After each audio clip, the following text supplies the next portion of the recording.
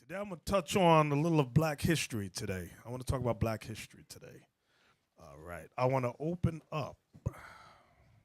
Abigail, put the book on the screen, History of Black America by Lerone Bennett, please. All right. Here we go. Before the Mayflower. That's the book that we're going to be reading. We're going to read some excerpts today. Before the Mayflower, A History of Black America. If you don't have the book, get it. It's very insightful, very historically accurate. The page 34. The most important of these events was the European discovery of America and the opening of the New World. It is a point of paradoxical interest that descendants of the first black captives, black Christians born in Spain and Portugal. Black Christians born in Spain and Portugal. These are the ones that many of these historians say, oh, those are Moors. Remember, Moor is just a Latin term that means black. That's it. It does not identify their race. It does not identify their national origin. Those are Israelites. Read. Were with the first European explorers and settlers. Black explorers, servants, slaves, and free men. Servants, slaves, and what? And free men. This was around the time of the conquest, when the Renaissance was underway. Go ahead. Accompanied Spanish and Portuguese explorers in their expeditions in North and South America. Go ahead. They were with Pizarro in Peru, Cortez in Mexico, and Menendez in Florida. 30 blacks were with Balboa when he discovered the Pacific Ocean. Typical of the early black explorers in America was Estevanico, who opened up New Mexico and Arizona for the Spaniards.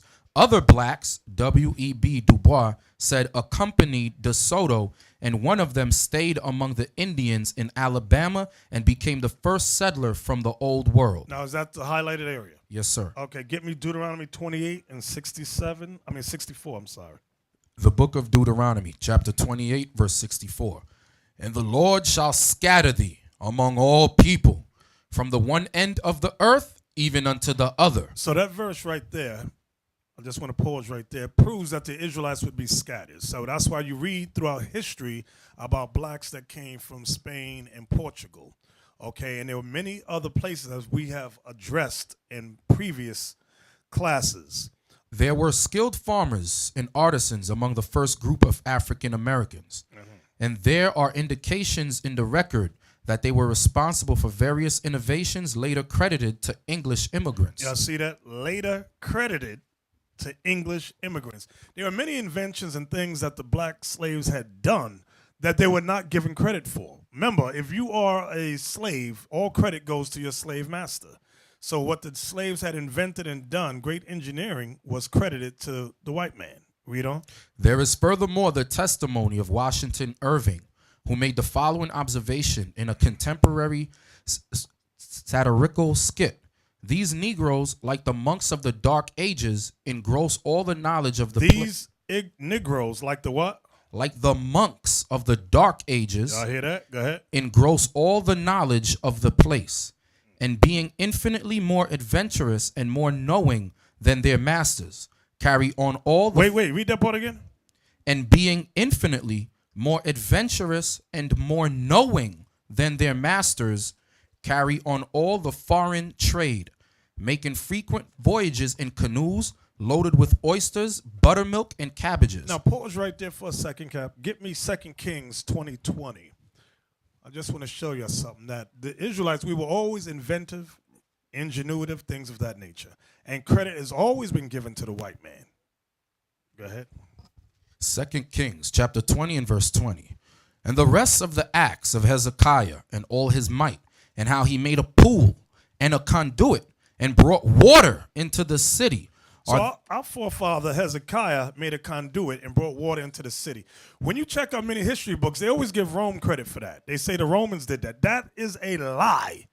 Our forefather, King Hezekiah, was the one that created the first conduits and brought waterways into our cities. Okay? Aqueducts, thank you. Can you say it on the mic so people can hear you? The pool is the reservoirs. So reservoirs that today provide water to cities and everything, our forefathers made that. That's what they mean by the pool. And the Romans called them the Great Aqueducts. That's when people go over there and they visit it, you see all that. It's supposed to be, they invented this, and that's how cities were able to grow. So conduits, you would know it as aqueducts, and pool is reservoirs. Exactly. Very good. Get me Isaiah 38:8, please. The book of Isaiah, chapter 38 and verse 8. Behold, I will bring again the shadow of the degrees, which is gone down in the sundial of Ahaz. So we were able to tell time too. Don't think the white man created watches and things of that nature. We had sundials to determine time through day and night. Go ahead. 10 degrees backward, so the sun returned 10 degrees, by which degrees it was gone down. All right. So now let's go back to the history of Black America. So do you brothers and sisters understand what we're reading so far? Okay, all praise. I want you to see the greatness of our ancestors and that we had ingenuity. All right, come on, Captain. Page 36. They are great astrologers, predicting the different changes of weather, almost as accurately as an almanac. A large proportion of the first generation of African Americans entered America with Spanish names. So it says we understood astrology. It said what else? It said we were more as accurate as an almanac. This is the first group of slaves that came over. Then it said, what was that? And it said the first group all had Spanish names because those were the Moors conquered in Spain, and the remnant of them that was caught were brought to the Americas. Hello. This is history you ain't gonna find in school. This is why we need our own schools, educate our own kids. Where you at? Was that it, Captain? No, there's more. Go ahead. For reasons that are not readily apparent. You see that? For reasons that, because it's not taught nowhere. He was discovering stuff. Can I say that word? I want to say the other word, but discovering stuff. He said, what is this? I don't understand. This is not really readily apparent of what I'm reading, what I'm learning. Go ahead. Many black males were called Antonio, a name that quickly became Anthony or Anthony.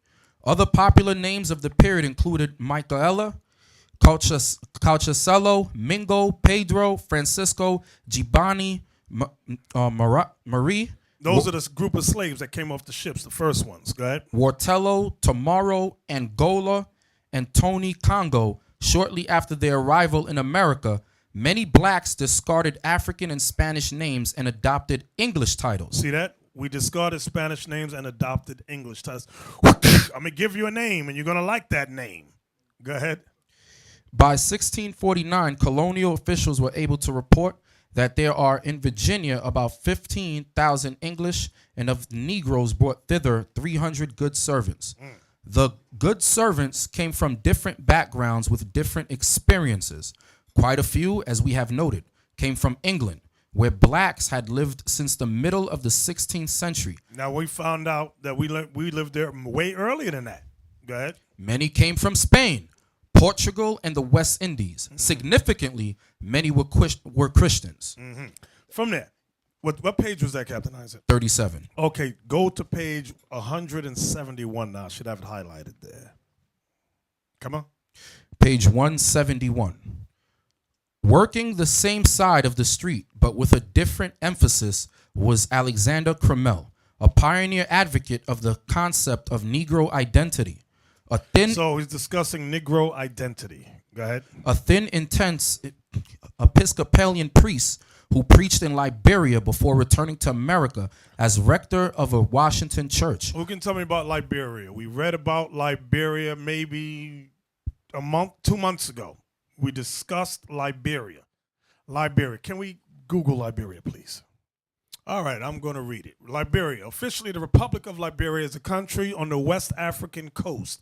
Liberia means land of the free in Latin. So Liberia is a Latin word that means land of the free. It is bordered by Sierra Leone to its west, Guinea to its north, Ivory Coast to its east. It covers an area. I ain't know them numbers. Let me jump down. Okay, I'm going on to that second paragraph right there. The Republic of Liberia beginning as a settlement of the American Colonization Society, ACS. declared, because those were the slaves. It's going to say all that. Declared its independence on July 26, 1847.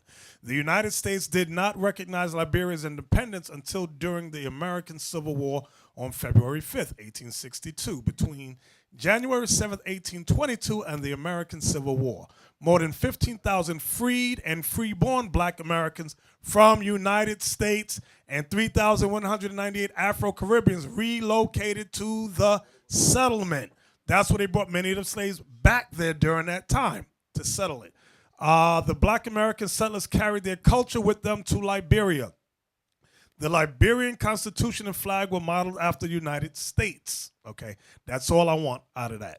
So, Liberia was colonized by black Americans and West Indian Americans. Okay. Captain Isaac? Yes, sir. Back where you at again? Page 171.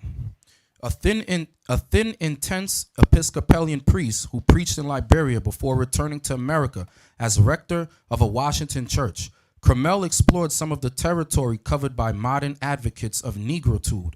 Blacks, he said, were a race God had preserved to do something with. Y'all see that?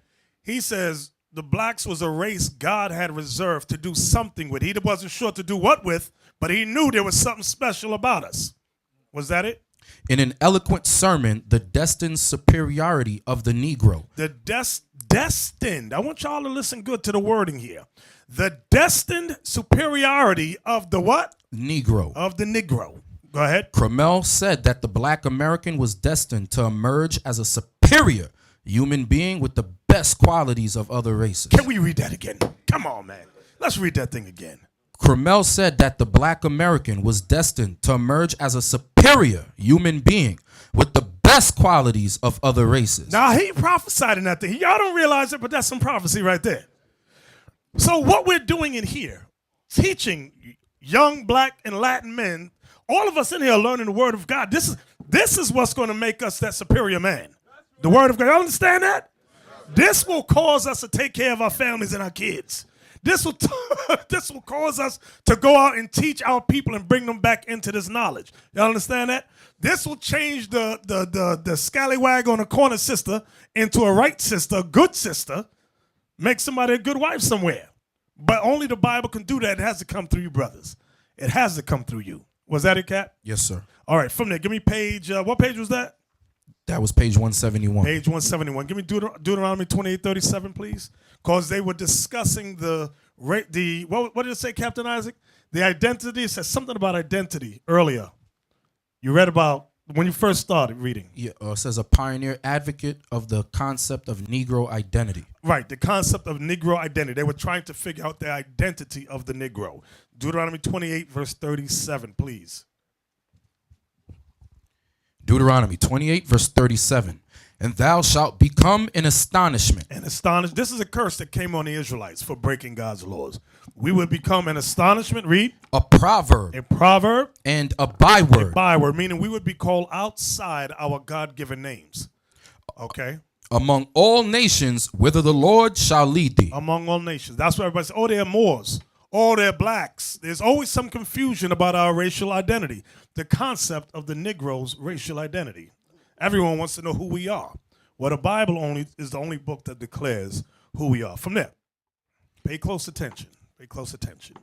A lot of times we talk about slaves and we know that the white man put us through a ringer, destroyed our families, things of that nature. But there were times on the plantations where many of our families lived and we had time to ourselves, and it shows how we dealt. You have it, Captain? Yes, sir. What page is that again? Page 107. Go ahead. Most slaves lived in family units headed by a father and mother. Wait. Most slaves, read that again. Most slaves lived in family units. In family units. Headed by a father. Wait, I want to pause on father because headed by a father. I want just to pause there because that's an oxymoron today. That is so unheard of. Like, what is this? Headed by a father. Headed. Not under the woman, it said headed. This was slaves. Our ancestors had some sense even in slavery. It's today we've lost all our God-given sense. Read that again. Most slaves lived in family units headed by a father and mother, and large numbers of slaves lived in long marriages. Some of- Wait. It said most slaves lived in long marriages. Can we get that in Tobit, please? Y'all know what I want? I don't know what I want. Somebody help me. Yeah, that one. And Tobit 8. Tobit 8. Yeah, y'all know. 8 and what verse? 4? Somebody read this to the young slaves today. The slave man and the slave woman. Tobit, chapter 8 and verse 7. And now, O Lord, I take not this my sister for lust. I don't take her in lust just because she got big butt and a smile. That ain't the only reason I'm taking her. Go ahead. But uprightly. But uprightly, meaning she's right in the head. She's right in the spirit. Go ahead. Therefore mercifully ordain that we may become aged together. So the slaves even understood that. The slaves understood that. But today, the young black man and Latin man, I'm confused. Now they lost all God-given sins. I don't understand why I got to stay with all my life. I want to move on to the next woman. You know, back in the days that we're reading about, it wasn't even a question about being married until death. You know what I'm saying? This was not even a conversation. You didn't even have to bring this up as a point, to make a point, because it was just natural. Now, we hear about it. You said, well, you've been married for 10 years? Oh, man, that's long. That shows you how sick we are. Yeah. In the past, it didn't even bring concern, because that was just the natural thing to do. Right. Now, just to go 10 to 15 years, they said, well, don't you get tired of him? Right. That's crazy. That shows you that we have grown into level 1 retarded. Yeah. No, what, level 6 retarded?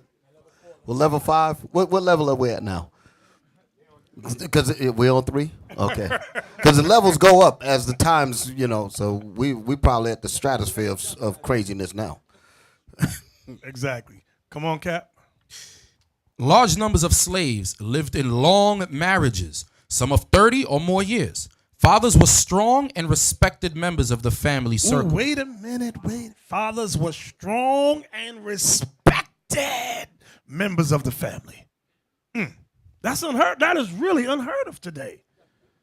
Go ahead. Were strong and respected members of the family circle, and male children were often named for their fathers.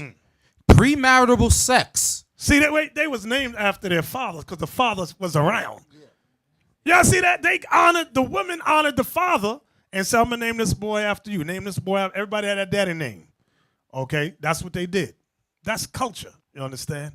That's some good sense there. So they didn't have a problem with paperwork. No one can hear you. So they didn't have a problem with paperwork back then. Right.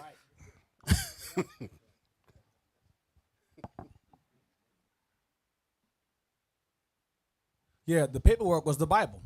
Often the old Bibles they have married to, birth, death. The Bible was an actual legal document that proved that you were married. I don't Right. think they understand what you mean by that, because I'ma say it I'm again. explain it. Can I jump in? Sure. If you look in some of the Bibles today, just to show you that what Deacon Athon is saying, they actually have in certain sections of the Bible where they actually write family tree, they actually have these things written because you was able to produce that as an actual document.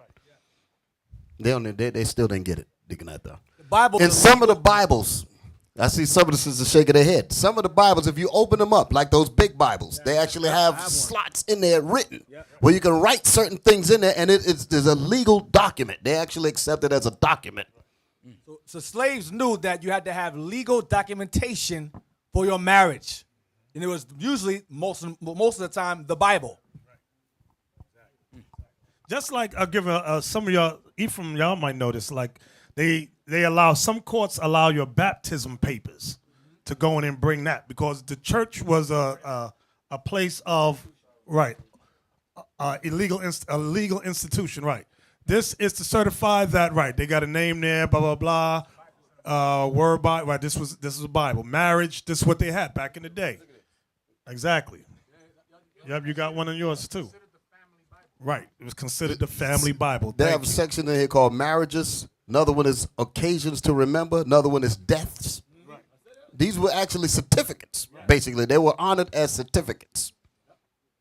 Exactly. Some of y'all got Bibles like that, and you're like, I'm confused. What's that? I don't understand what that's for.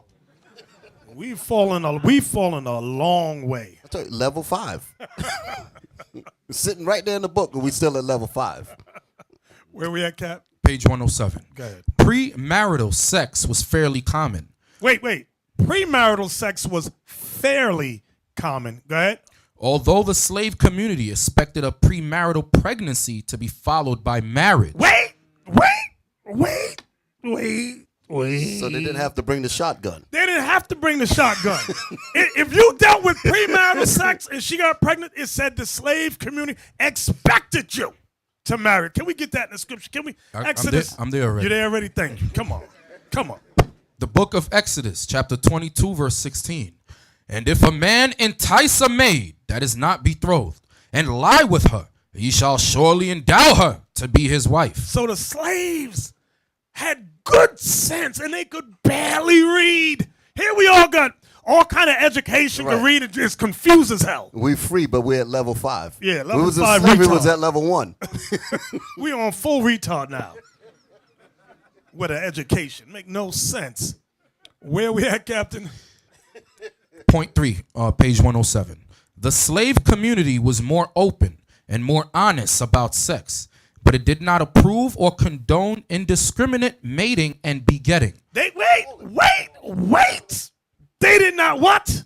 But it did not approve or condone indiscriminate mating and begetting. Can you get me that in Deuteronomy? Is it 23? You know what I want? 23? I want no ho. 23:17. Deuteronomy 23:17. Chapter 23, verse 17. There shall be no whore of the daughters of Israel, nor sodomite of the sons of Israel. So it was not our custom to have women whore around and men just randomly sleep with them and bounce. That was not our custom. Give me that in Ecclesiasticus is 23. You know what I want? Isaac, you know what I want, Cap? No, sir. All bread is sweet to a hoe. Whoremonger. A hoe man. That one. A man whore. Ecclesiasticus chapter 23, verse 17. Wait, let me get it. Ecclesiasticus 23:17, right? Go Yes, ahead. sir. All bread is sweet to a whoremonger. A whoremonger is a man whore. Go ahead. He will not leave off till he die. The only thing that could stop a man whore is death. That's it. So it didn't say a strong woman could change him. No. It said the only thing, sisters, that could change a man whore is death. He got to die. Go ahead. A man that breaketh wedlock, saying thus in his heart, who seeth me? I am compassed about with darkness. The walls cover me, and nobody seeth me. What need I to fear? The Most High will not remember my sins. Such a man only feareth the eyes of men, and knoweth not that the eyes of the Lord are 10,000 times brighter than the sun, beholding all the ways of men, and considering the most secret parts. So you man whores, secret man whores up in here, believe me, God got your number. He sees you, even with all the lights off. Baby, cut all the lights off.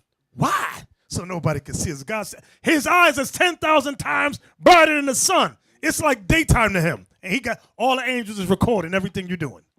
And all your little noises too. Go ahead. He knew all things ere ever they were created. So also after they were perfected, he looked upon them all. Come on. Keep reading. This man shall be punished in the streets of the city. This is why you see brothers shot in the street, run over by cars, and you be confused on the news like, damn, I wonder why he got ran over by that car. Or why that bullet hit him.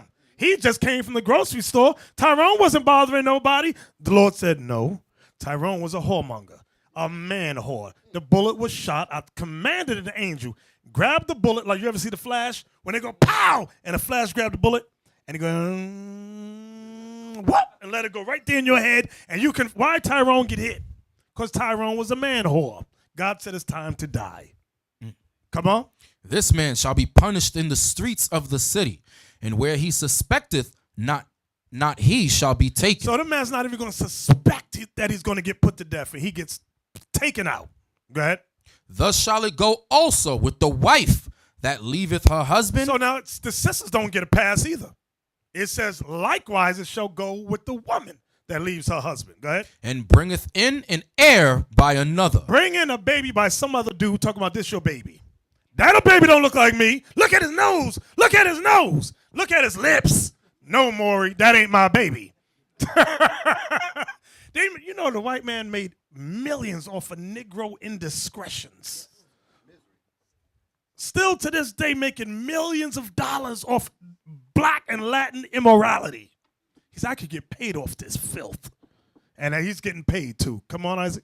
Verse 23. For first, she hath disobeyed the law of the Most High. So that's the first law she broke. Go ahead. And secondly, she hath trespassed against her own husband. That's the second thing she disobeyed. And thirdly, she hath played the whore in adultery and brought children by another man. What's that thing West Indians got? What's that parade? Carnival, Bacchanal, and they go, what do they call that thing? Carnival baby. Thank you. The carnival babies. Some of y'all online might be carnival babies. Some of y'all up in here might be carnival babies. And you think your daddy's your daddy, but that ain't your daddy. Your daddy's down the block somewhere with his other family. The hell is this? Let's go back, Cap. The slave community was more open and more honest about sex, but it did not approve or condone indiscriminate mating and begetting. More than that, the slave community expected males and females to remain faithful after marriage. But dang, I'm like, this was slaves, quote unquote, uneducated slaves.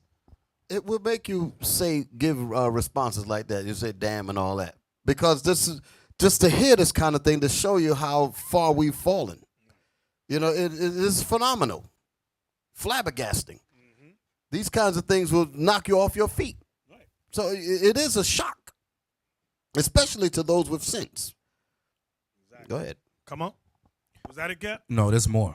Robert Smalls, who later served in the U.S. Congress, told the American Freedmen's Inquiry Commission in 1863 that if a woman loses her husband, she mourns for him and will not marry for a year and a half unless she is driven to it by want and must have somebody to help her. Meaning she was broke and the man died and he didn't have nothing to leave her. Go ahead. Men and women nourished and sustained by the slave community pressed that struggle. Wait. Men and women what? Nourished and sustained by the slave community. Do you brothers and sisters understand what that means? We took care of our people. The book of Psalms, chapter 37 and verse 25. I have been young and now am old, yet have I not seen the righteous forsaken, nor his seed begging bread. Y'all know why? Because we took care of ourselves. We took care of each other. So what we're reading in the Bible, the slaves had good sense to apply that. Now give me Acts 4. It's one of my favorite chapters and verses. Acts 4, 34, 35. Talk about what did the slaves knew more than you give them credit for. Yeah, they might not have been able to, all of them couldn't read and write. Didn't have your luxurious education, quote unquote, but they had good sense. You got it, Captain? Yes, sir. Come on. The book of Acts, chapter 4, verse 34.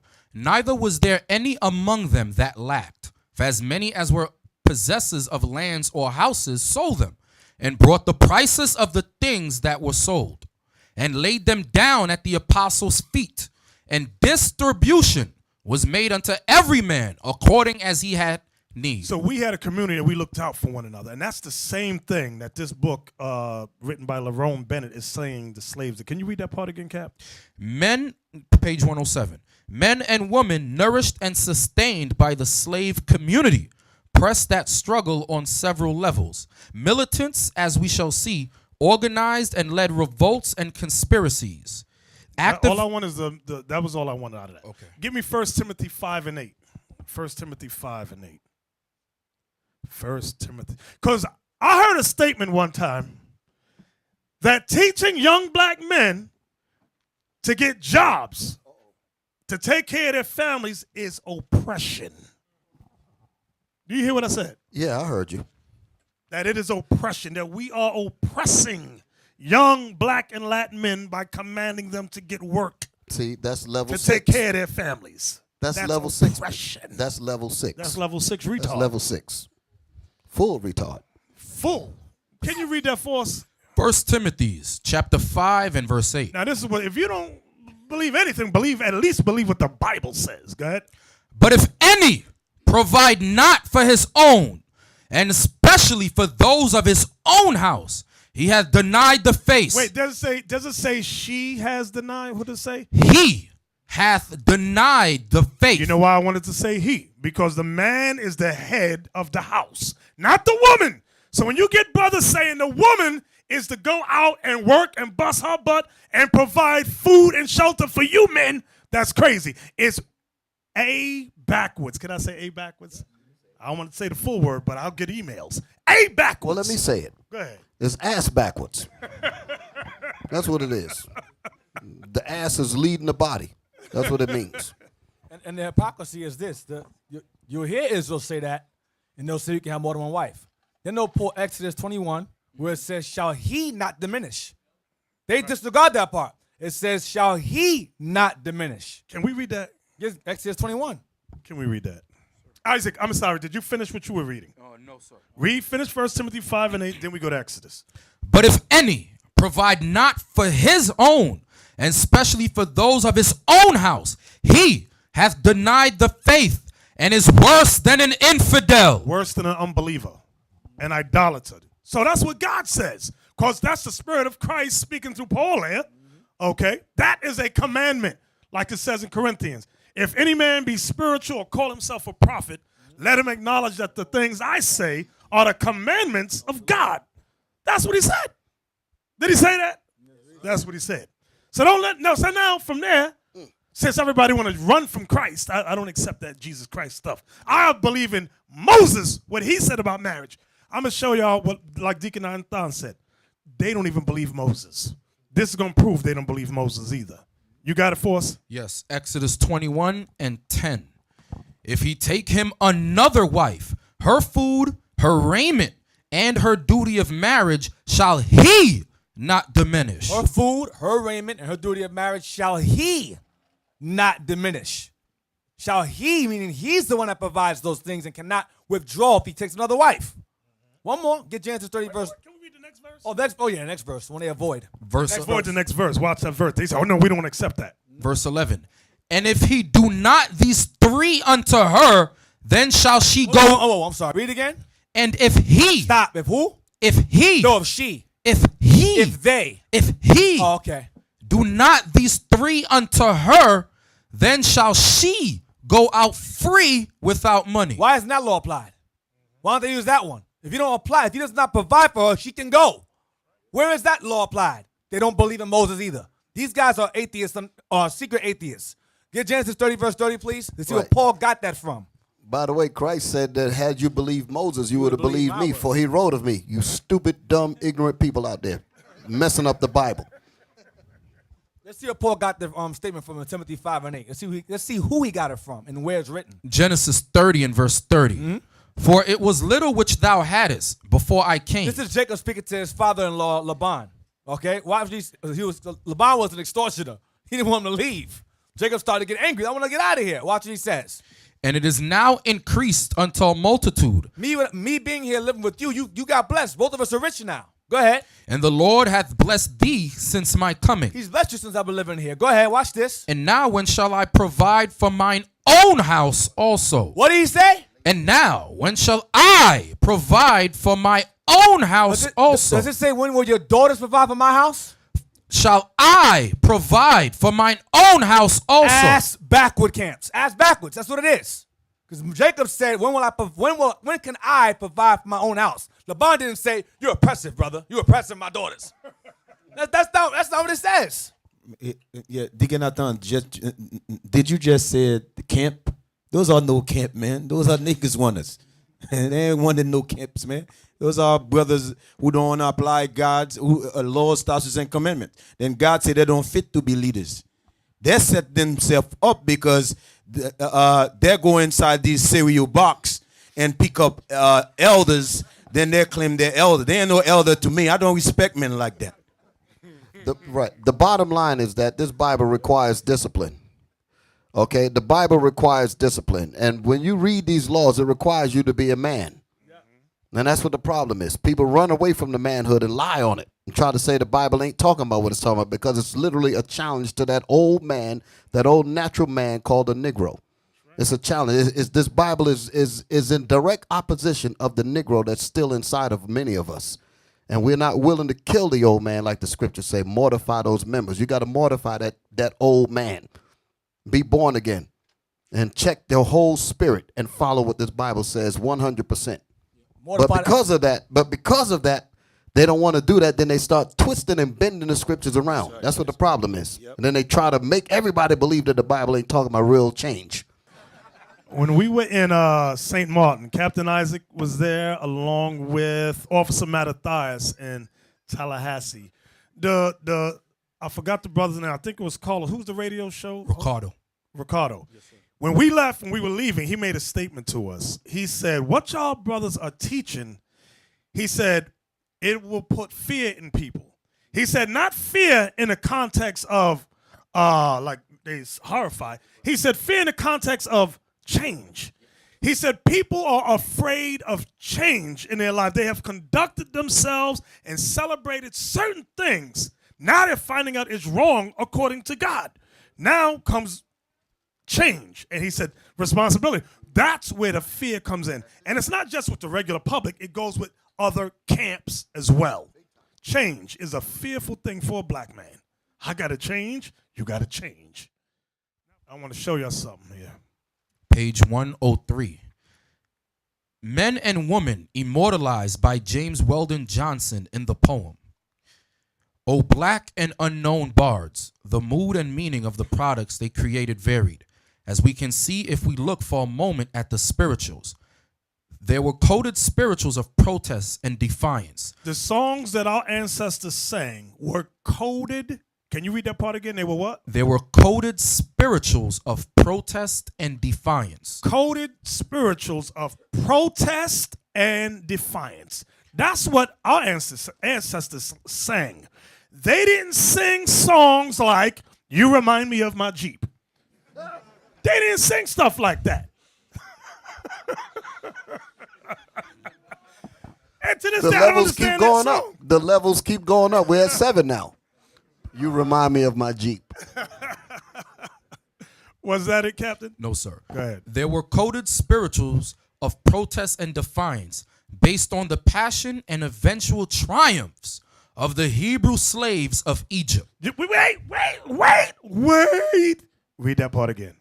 There were coded spirituals of protest and defiance based on the passion and eventual triumphs of the Hebrew slaves of Egypt. Our songs is based on our ancestors. Our ancestors had some good sense. When our ancestors heard the history of Moses, we sang songs based on that thing and hoped that we could get that same deliverance. Come on, was there more to that? Oh, Mary, don't you weep, don't you moan. Pharaoh's army got drowned. That's one of the famous spiritual songs right there. A coded song of protest and defiance. Thank you. Now, give me that in Psalms it was 137, 3 and 4. And it had to be coded for a reason. Coded meaning if you sing a song too plain that the white man understand, you know your friendly neighborhood white man, he put us to death. Right. It was coded and then decoded by those who were meant to decode it, There you meaning go. communication between the same people. There you go. And it locked others out. That's the beautiful thing about it. All praises, all praises. Now watch this. Psalms that David spoke. David saw this thing in the spirit. Remember, the spirit of Christ, like we were discussing last night, Lava, the spirit in Christ of Christ was in all the prophets, all of them. Let's prove that. Give me that in Psalm 1 Peter's, where we read it? 1, 10, 11. 1 Peter's chapter 1, verse 10, 11. To prove to you that the spirit of Christ was in all the prophets. 1 Peter's chapter 1 and verse 10. Of which salvation the prophets have inquired and searched. Of which salvation come on, read it And again. searched diligently, who prophesied of the grace that should come unto you. So we're talking about the prophets. Go ahead. Searching what or what manner of time the Spirit of Christ which was in them. Stop. Read that part again. Searching what or what manner of time the Spirit of Christ which was in them. So the Spirit of Christ was in all the prophets. Christ was in Isaiah, Jeremiah, Micah, Ezekiel, David. The Spirit of Christ was in all the prophets. Go ahead. Did signify when it testified beforehand the sufferings of Christ and the glory that should follow. Psalms 137 and verse 1. No, 3 and 4. Verse 3. For there they that carried us away captive. The there means in slavery. The there means slavery. Read the verse above it. Verse 2. We hanged our harps upon the willows in the midst thereof. For there they that carried us away captive They that carried us away in slavery required of us a song. required of us a song, wanted us to sing for them. Went down to the river Jordan, where John baptized 3. When I walked the devil in hell, says Johnny baptized me. I say, roll, Jordan, roll. Oh, now roll, Jordan, roll. My soul arise in heaven, Lord, for the year Jordan roll. Well, some say John was a Baptist. Some say John was a Jew. But I say John was a preacher, cause my Bible says so too. I say, roll, Jordan, roll. Roll, Jordan, roll. My soul arise in heaven, Lord, for the year when Jordan roll. Hallelujah, roll, Jordan, roll. Roll, Jordan, roll. My soul arise in heaven, Lord, for the year when Jordan roll. Hallelujah, roll, Jordan, roll. Roll, Jordan, roll. My soul arise in heaven, Lord, for the year when Jordan roll. Everybody say, roll, Jordan, roll. Roll, Jordan, roll. My soul arise in heaven, Lord, for the year when Jordan roll. Roll, Jordan, roll. Roll, Jordan, roll. My soul arise in heaven, Lord, for the year when Jordan roll. Roll, Jordan, roll. Roll, Jordan, roll. My soul arise in heaven, Lord, for the year when Jordan roll. Go ahead. And they that wasted us And they that destroyed our race, our identity, our nationality, our family structure, our culture, go ahead, required of us mirth, required of us laughter. saying, Sing us one of the songs of Zion. Sing us one of those spirituals. Sing us one of those gospel songs. Go ahead. How shall we sing the Lord's song How shall we sing the Lord's song in a strange land? in a strange land? Why? Because if we sang the Lord's song here, they would kill us. This is why our ancestors sang coded spirituals. The songs were in code, okay? Because when you read it, the Lord's song is about deliverance. The Lord's song is about destroying your enemy. The Lord's song is about salvation and the death of your enemies. That's what the Lord's song is about. We couldn't sing them songs clear.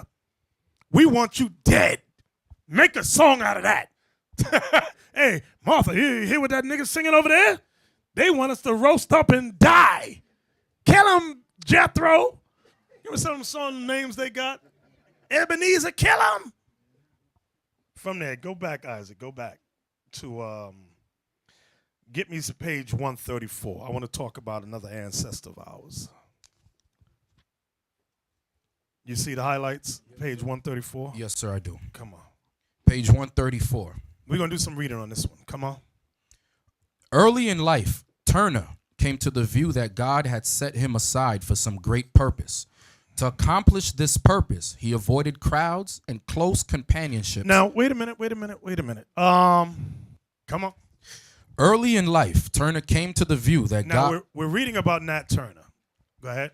Early in life, Turner came to the view that God had set him aside for some great purpose. To accomplish... You know what that's like? Can you get me that, Captain? I'm sorry. In Jeremiah, is it chapter 1 or 2? From the womb. 1 and 5. Thank you. Give me that. The book of Jeremiah, chapter 1 and verse 5. Before I formed thee in the belly, I knew thee. And before thou camest forth out of the womb, I sanctified thee. So that means he was sanctified and known in the spirit world before the Lord sent his spirit into his mother's womb. Jeremiah had the understanding that we are all we are in the heavens with the Father. And then he sends us down. Go ahead, go back now. Page 134. Come on. To accomplish this purpose, he avoided crowds and close companionships and wrapped himself in mystery. Read the beginning of that again. Them first few words. Early in life, That's what we want. Turner came to the view that God had set him aside for some great purpose. Can you stop right there for a second? You can't just read past that. Just those few words there. Each of us have to see ourselves the way Nat Turner saw it. You just can't read past that and keep going. That statement there is super heavy. You have to see that the Lord himself have set you to do a special purpose. That's the only way you're not going to allow garbage to come before you. You have to see yourself as special. You have to see yourself as the chosen of God who put his hand on you for you to get the job done.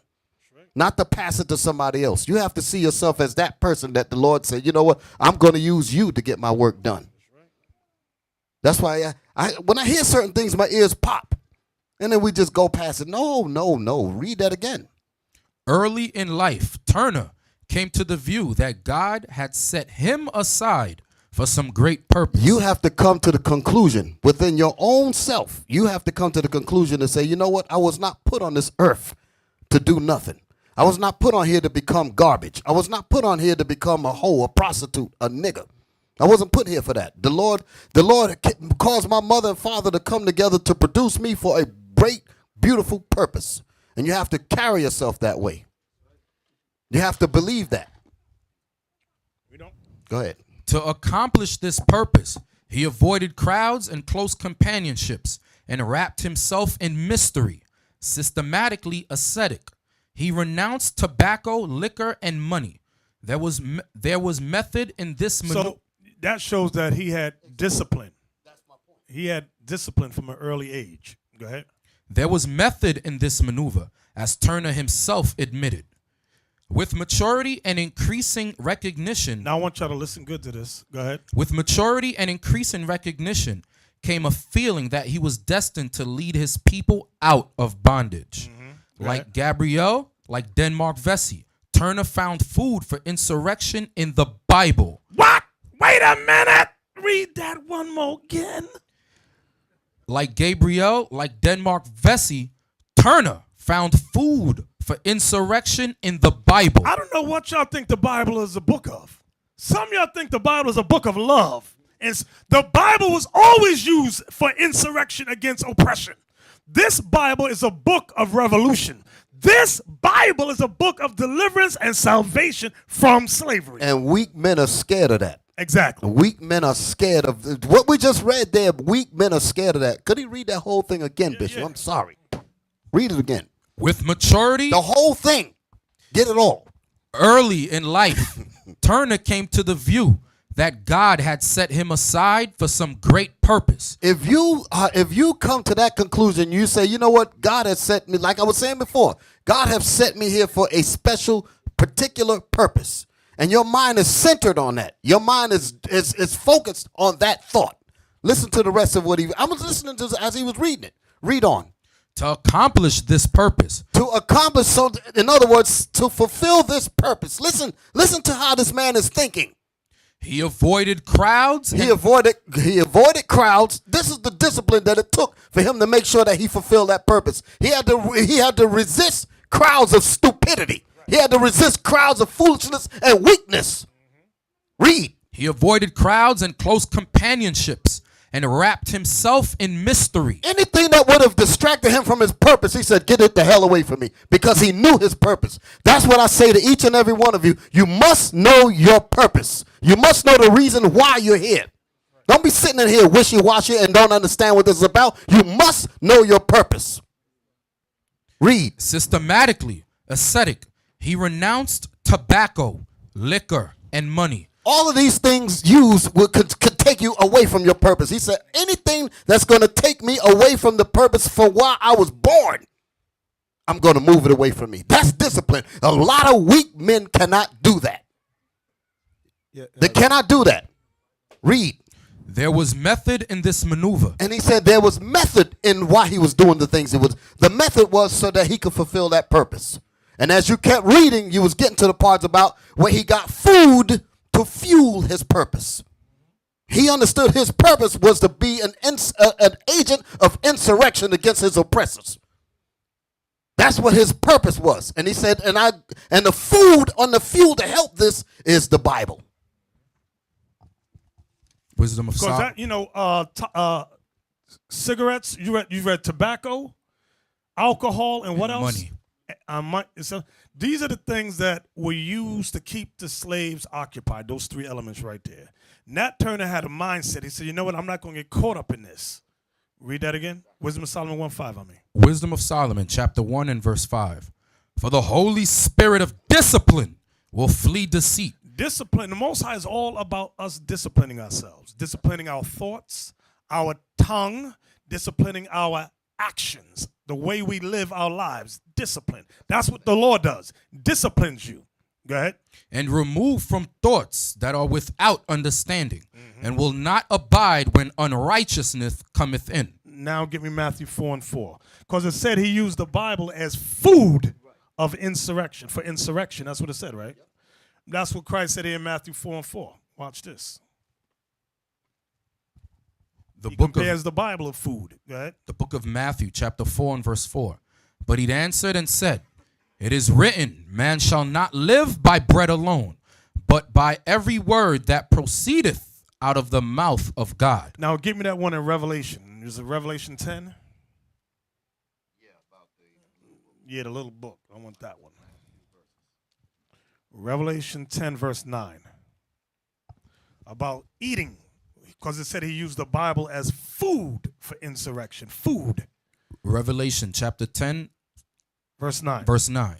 And I went unto the angel and said unto him, give me the little book. Give me the Bible. Go ahead. And he said unto me, take it and eat it up, and it shall make thy belly bitter, but it shall be in thy mouth sweet as honey. And I took the little book out of the angel's hand and ate it up. Meaning he learned it. That's what it told. I mean, he took a literal book and bit into it. He learned it. Go ahead. And it was in my mouth sweet as honey. And as soon as I had eaten it, When I understood it, my belly was bitter. my belly was bitter. He understood. He said, dang, it's going to be a whole lot of killing. I got to do a whole lot of changing. Go ahead. What you got, Elsa? Why did he say it was bitter in his belly?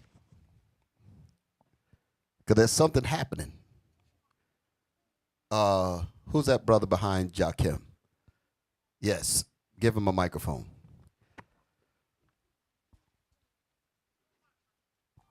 Shalom. Shalom. Because he had to apply what he was that he read. and Okay. learned, What's going to happen as a result of applying and it? then change. Change.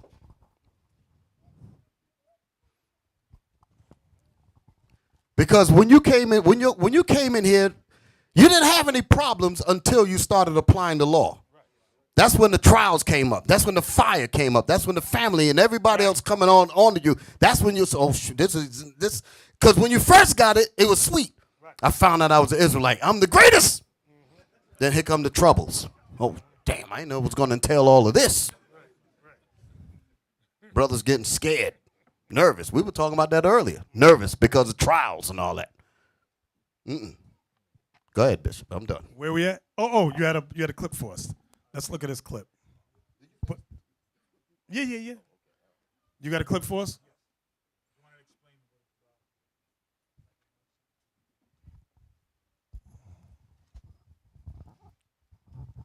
This clip is from a show by the name of Hell on Wheels, and it shows the slave masters had made a wager. One of the slave masters didn't like the fact that the slaves were being taught how to read. So you'll see the gist of it in a moment.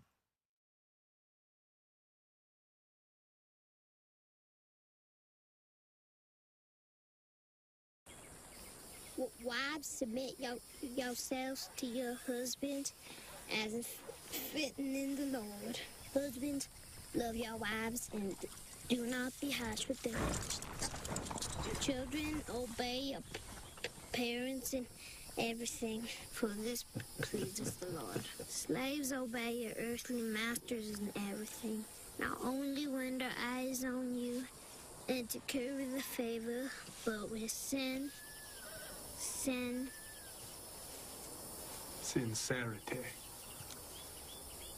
sincerity of the heart in referring to the Lord.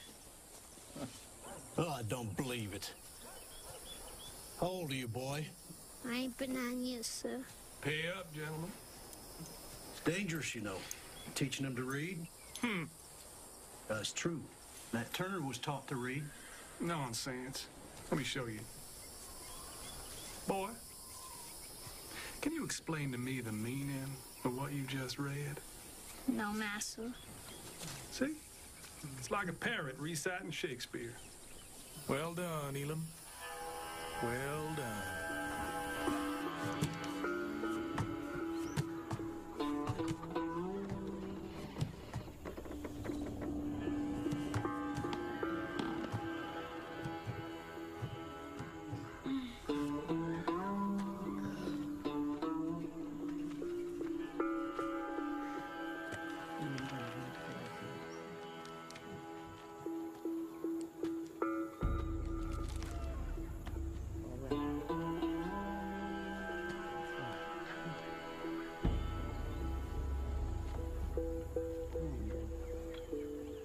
Now I have heard the groaning of the Israelites whom the Egyptians hold in slavery, and I have remembered my promise. Say unto the children of Israel, I am the Lord.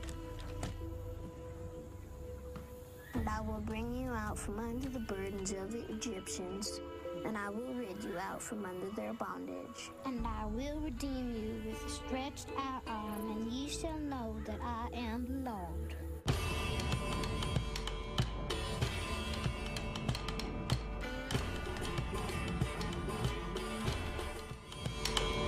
Now that's a heavy clip, bro. That clip is That's some heavy stuff. I get chills every time I see that thing.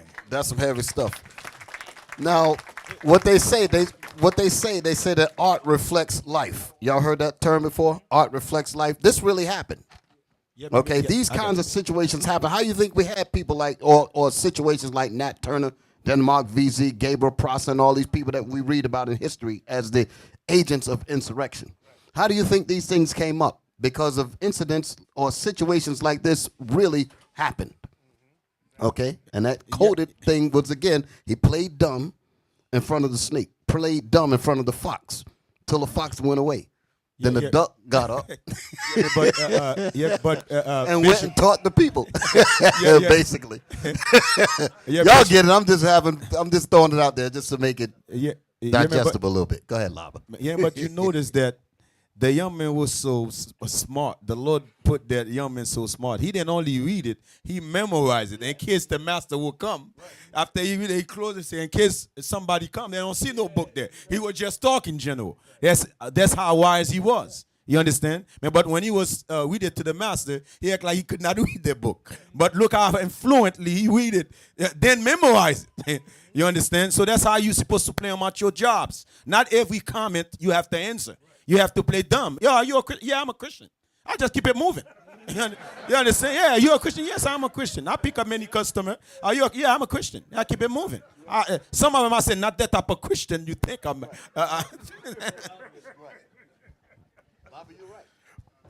Deacon Lobby is 100% correct. That's what I do. Oh, you sound like you're a Christian. You're a Christian. Yeah, I'm a Christian. Get out of here. Where my people at? Let me tell you who you really are. See, y'all had better sense than me. I used to go to my job and hand out flyers. Then I got fired I lost like 2-3 jobs. I said, why am I getting fired? Lord said, because you stupid. I was like, oh, dang. You shouldn't have said that, Bishop. But I remember that. I remember that. I'm saying the white man the devil. I'm giving out the flyer, and the white man right there looking at me.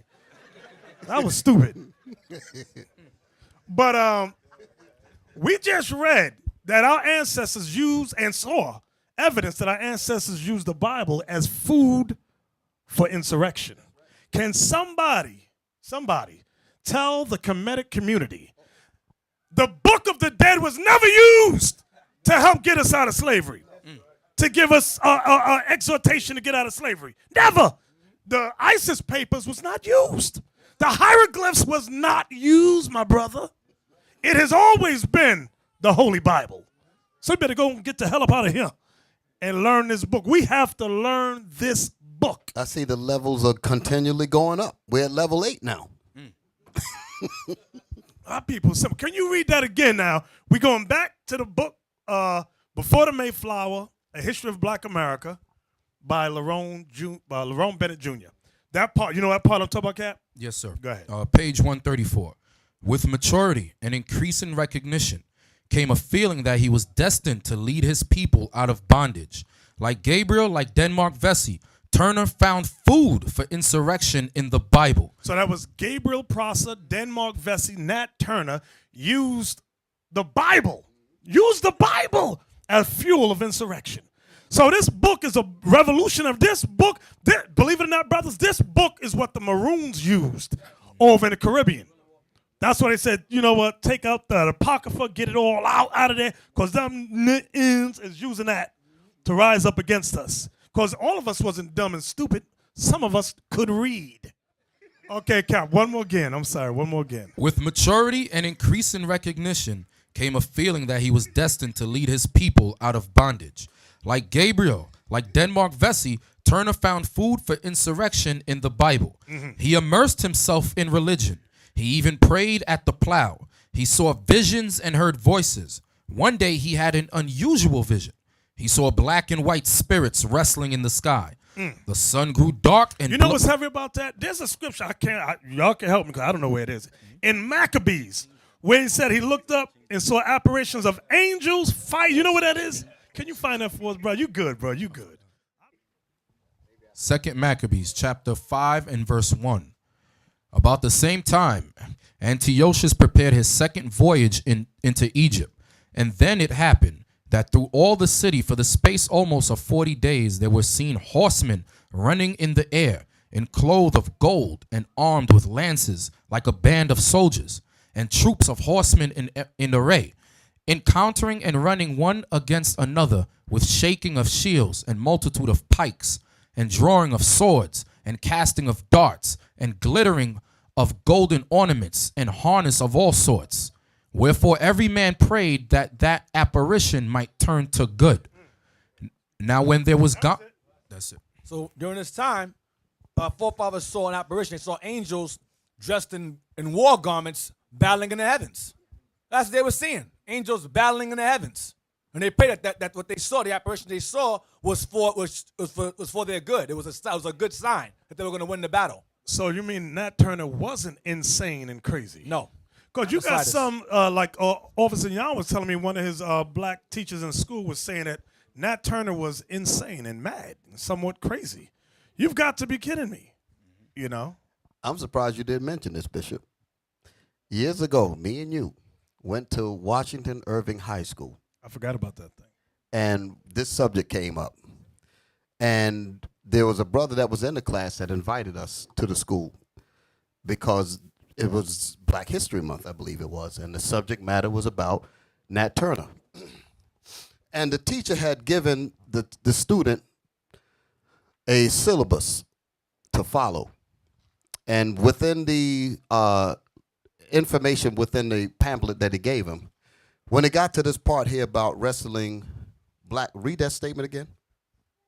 That he saw about the dream. He saw visions and heard voices. One day he had an unusual vision.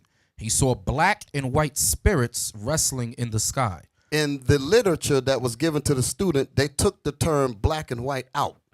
And they said blue and green spirits wrestling in the sky. Why did they do that? They changed it. I still have the tape, so don't tell me I don't know what I'm talking about.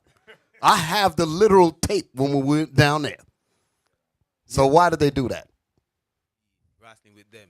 Why did they change the terms of black and white spirits to green and blue spirits? So Why that, did they do? So that you don't appoint to them when others read it, know that it's going to be them. Right, right. They did not want them to think that maybe it's supposed to be me. That's the point. And we brought the worst thing about it to them was we straightened it out. We retranslated it in front of everybody. The teachers, man, y'all got to see the tape. The teachers was looking around the room. They looked crazy as they like, these niggas went and told the truth about what's lying. Well, they went crazy. That thing was something. Yeah, go ahead. Yeah, you know what's so heavy about vision? Vision, your eyes can open while you see vision. A dream is when you're in a trance, your eyes can be open. You understand? Like you see a brother just looking, but he's looking at something he's seeing, but you probably see his eyes open. So he's seeing it in his trance. He was in the trance. He see it. You understand? So be very mindful. Exactly. Where we at, Cap? Page 134. He saw visions and heard voices. One day he had an unusual vision. He saw black and white spirits wrestling in the sky. The sun grew dark and blood gushed forth in streams. Ordinary things appeared to the mystical slave in a strange light.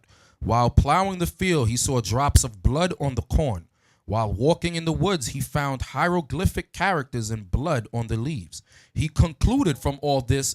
Now, you know it wasn't no hieroglyphic. That's how they described it. It wasn't no hieroglyphs. The hell is this? Go ahead.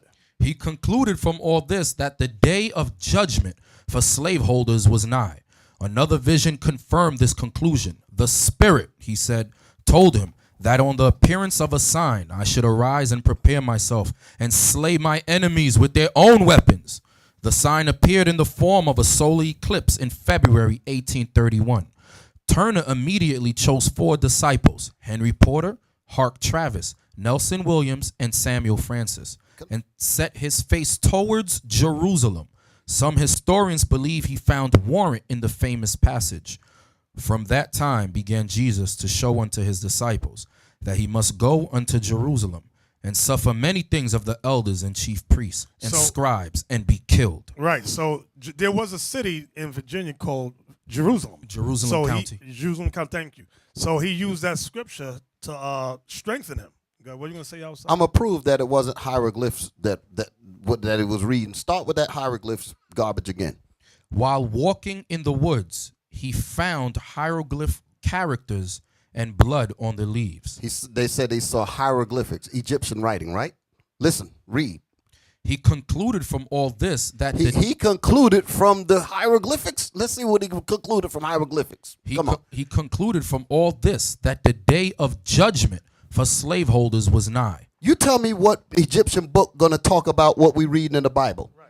That's showing you there ain't no damn hieroglyphics. It's a bunch of garbage. All of the stuff that he's reading comes out the Bible. Right.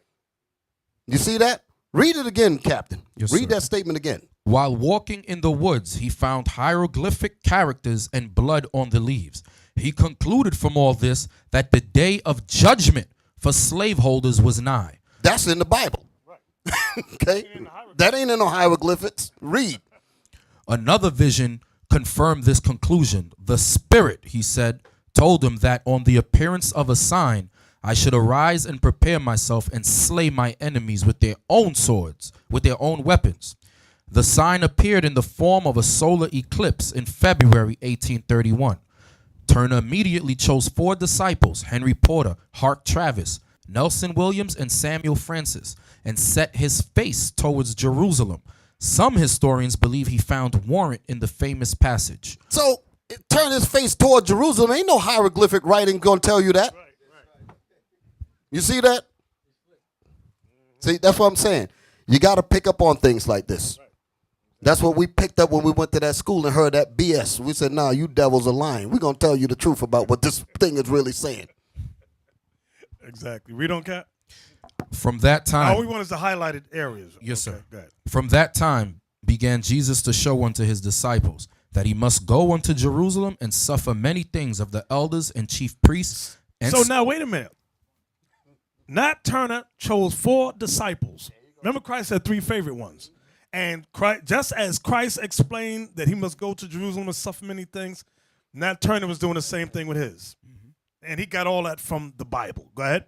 And suffer many things of the elders and chief priests and scribes and be killed.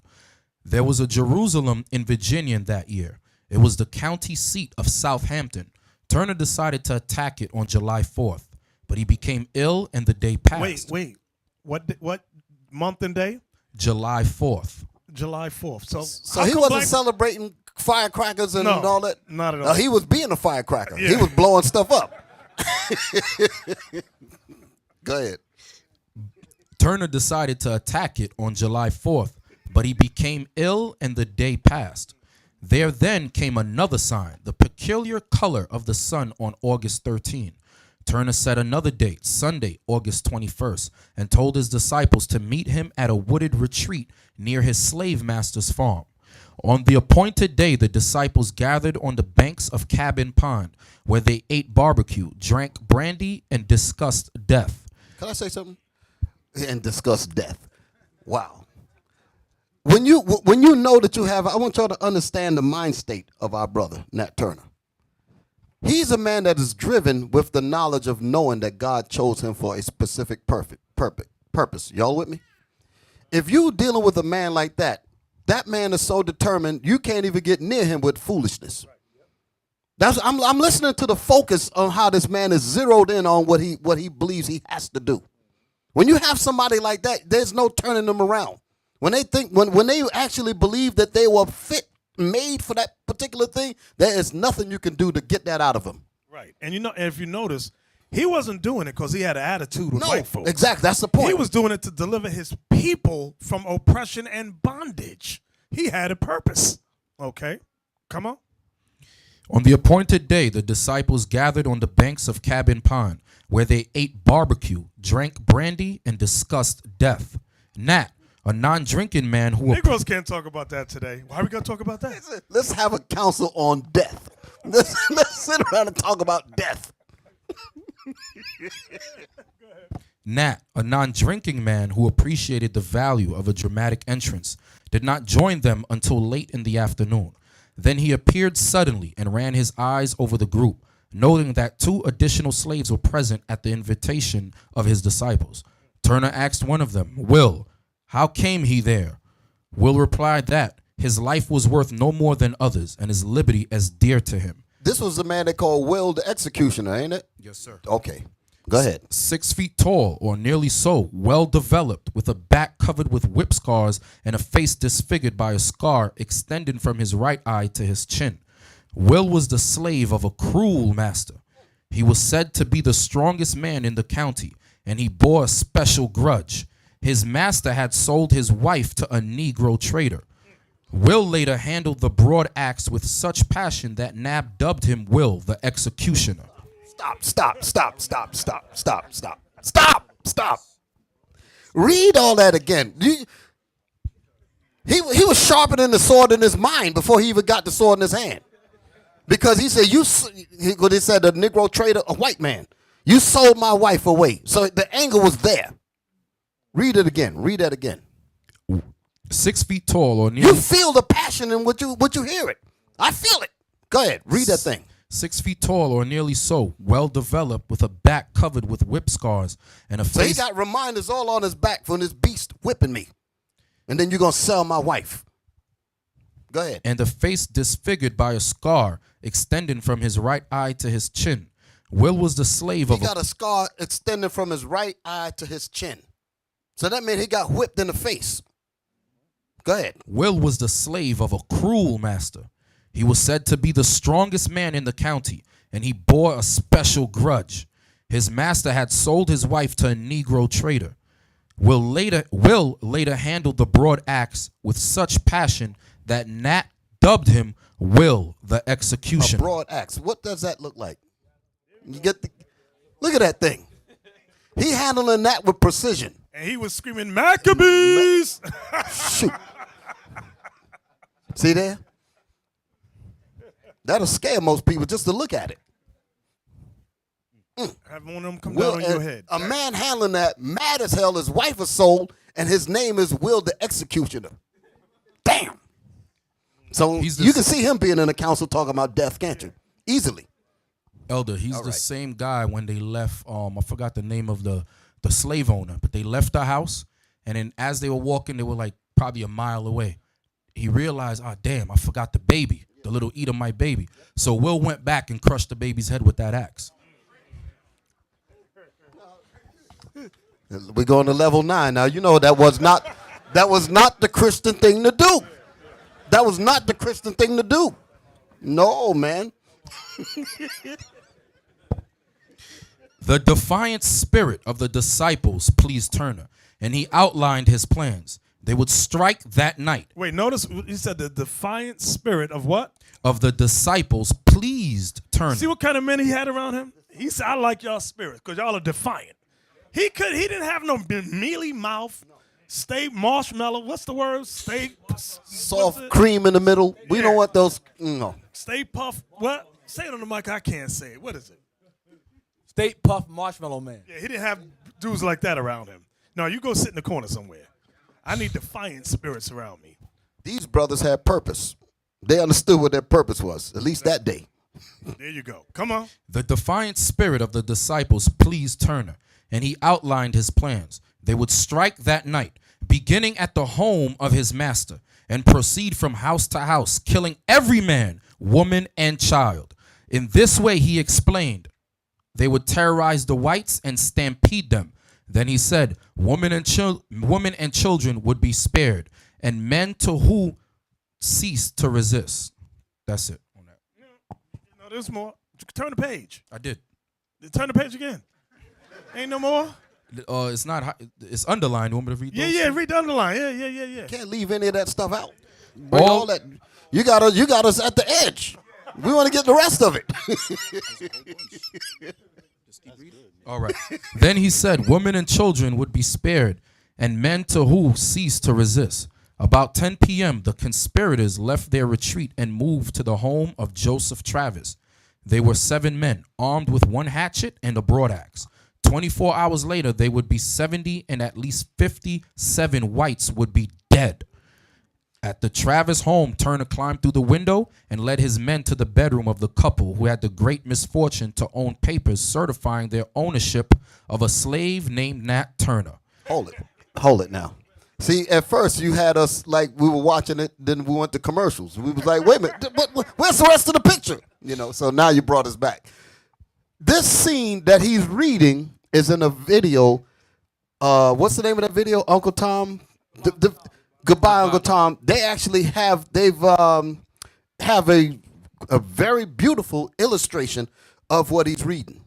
I mean, the smashing the baby up and all that. All that's in there. Read on. Without preamble or warning, the said Nat Turner aimed a death blow at the head of Joseph Travis, but his aim was faulty and Will finished the job, killing both Travis and his wife. Two teenagers in an upstairs bedroom were also killed.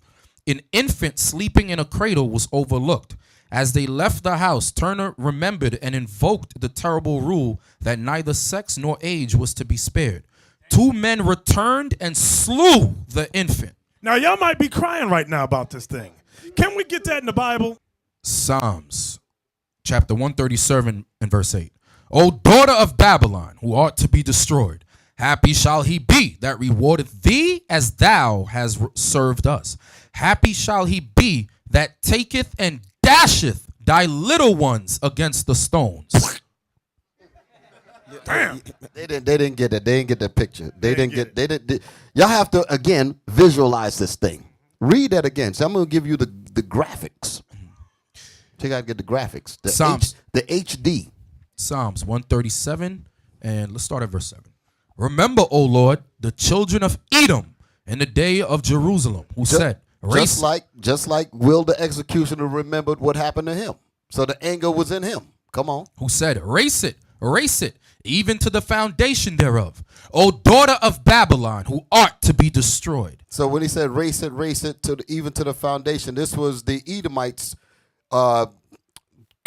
tearing up our thing. What was it? The Babylonians? Yes, sir. I'm trying to remember the history. Right. The Babylonians destroyed it, and the Edomites was saying, tear it up, destroy it. Mm-hmm. Okay. Go ahead. Happy shall he be that rewardeth thee as thou hast served us. Happy shall he be that taketh and dasheth thy little ones against the stones. So he didn't say that they're going to be doing this while they were crying. They said they were going to be happy to grab the baby's feet and look for a stone. You see, when you grab the baby's feet, you got to grab both feet. There's illustrations of the Spaniards doing that to our brothers and sisters. Yes. Okay, show that to them. There it is, right there, right there. Look, blow that up.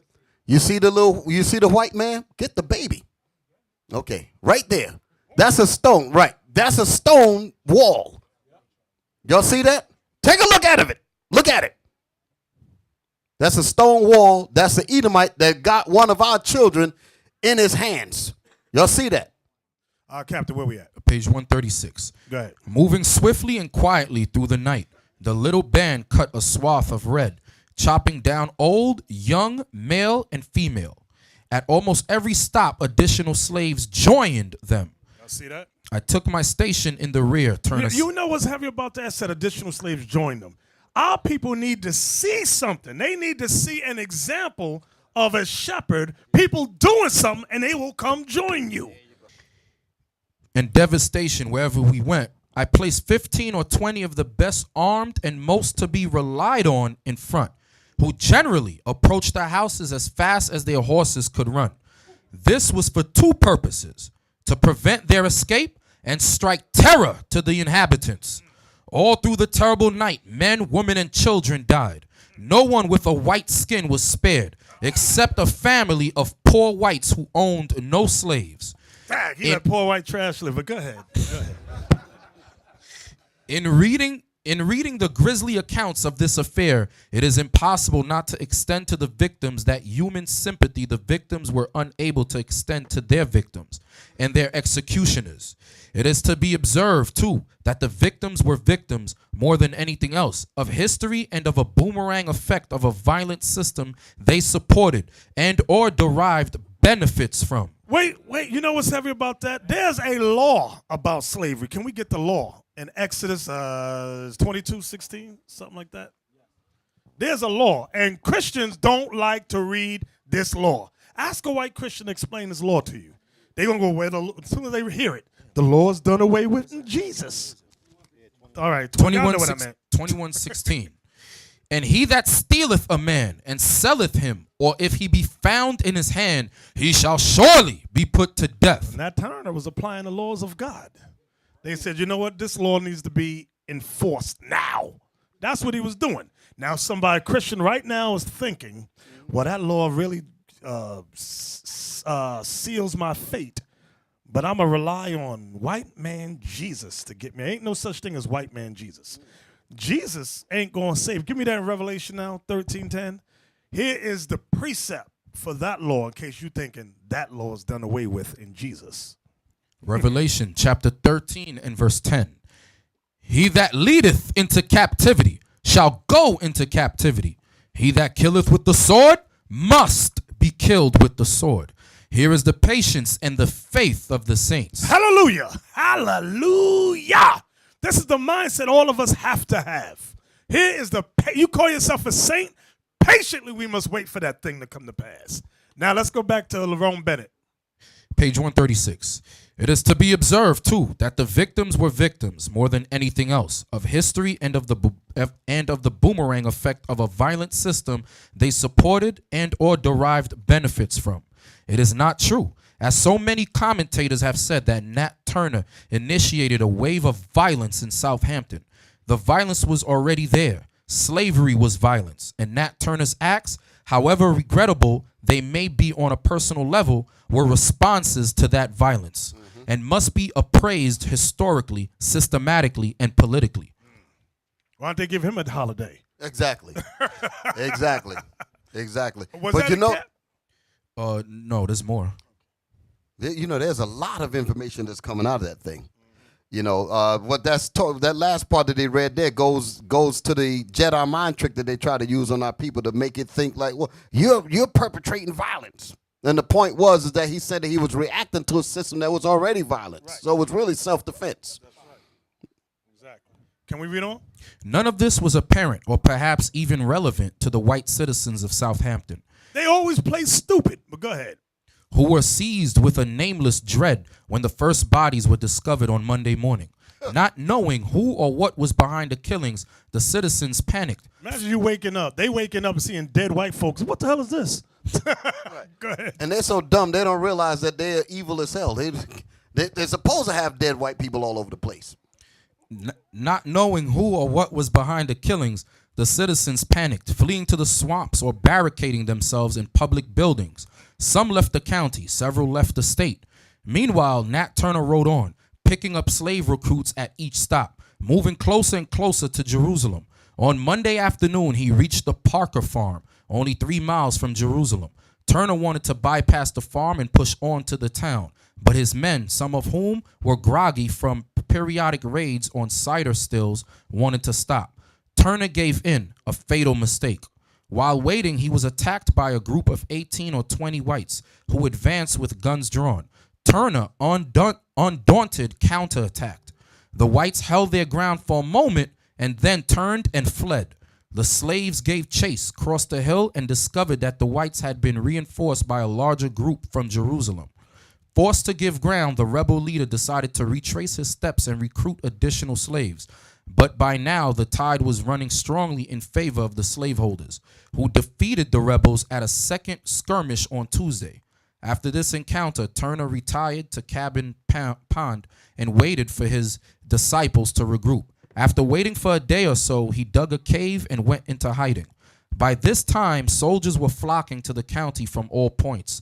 3 companies of artillery from Fort Monroe and detachments of men from the warships Warren and Natchez arrived. Hundreds of soldiers and militiamen from North Carolina and other Virginia counties thronged into the area. All in all, I want y'all to remember that. It said hundreds of, what did it say, militiamen? Yes, sir. That term is going to come up later on in the class, but just keep that in mind, these militiamen. Go ahead. All in all, some 3,000 armed men came to Southampton to put down the insurrection. A massacre followed. The purpose of all this was not to find or punish members of Nat Turner's army. The purpose, frankly acknowledged by many of the participants, was to terrorize and condition potential Nat Turners. Wait, stop that right there. That right there. Read that part again. The purpose of all this was not to find or punish members of Nat Turner's army. The purpose, frankly acknowledged by many of the participants, was to terrorize and condition potential Nat Turners. Some heavy stuff right there. Read that again about frankly. The purpose of all this was not to find or punish members of Nat Turner's army. The purpose, frankly acknowledged by many of the participants, was to terrorize and condition potential Nat Turners. Writing in the Richmond Constitutional Whig on September 3rd, 1831. So hold it, wait a minute. So basically what they're saying that we are terrorized today from following anybody that would lift us up. That's the reason why they try to turn our people away from leadership. They want to terrorize you by when you have righteous organizations trying to deal with the people. They want to terrorize you against following this. Same thing. Same thing. And they'll use terms like you're a cult. Exactly. That's the main. That's word the they saying. use. That's the psychology behind it. I want y'all to really see what we're reading here and understand that nothing has changed. Writing in the Richmond Constitutional Whig on September 3rd, 1831, John Hamlin Pleasance put it bluntly. Let the fact not be doubted by those whom it most concerns, that another such insurrection will be the signal for the extermination of the whole black population in the quarter of the state where it occurs. Among those most immediately concerned was a slave who later told Thomas Wentworth Higginson that at the time of the old prophet Nat, the colored folks was afraid to pray aloud, for the whites threatened to punish them dreadfully. What happened because of Nat Turner? They called him the prophet. They called him the prophet.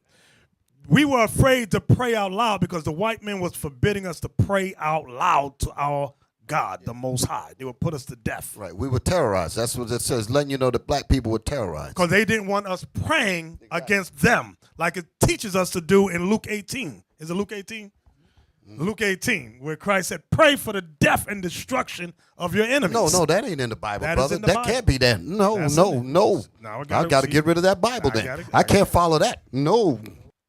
Luke 18, verse 6. And the Lord said, And the Lord said, go ahead. Hear what the unjust judge saith. And shall not God avenge his own elect, which cry day and night unto him, though he bear long with them? I tell you that he will avenge them speedily. Nevertheless, when the Son of Man cometh, shall he find faith on the earth? Y'all see that? So he says he will avenge us speedily. So we're supposed to pray for that. Jump up above that where it talks about that. Not for a while. Let me see it. Yeah, the whole thing's about prayer. The whole thing's about prayer. Yeah, you know what our people don't understand, Bishop? Deliverance come with blood. Right. Deliverance, I'm saying it again, deliverance come with blood. So y'all can be in La La Land all you want. Exactly. Jump at 4?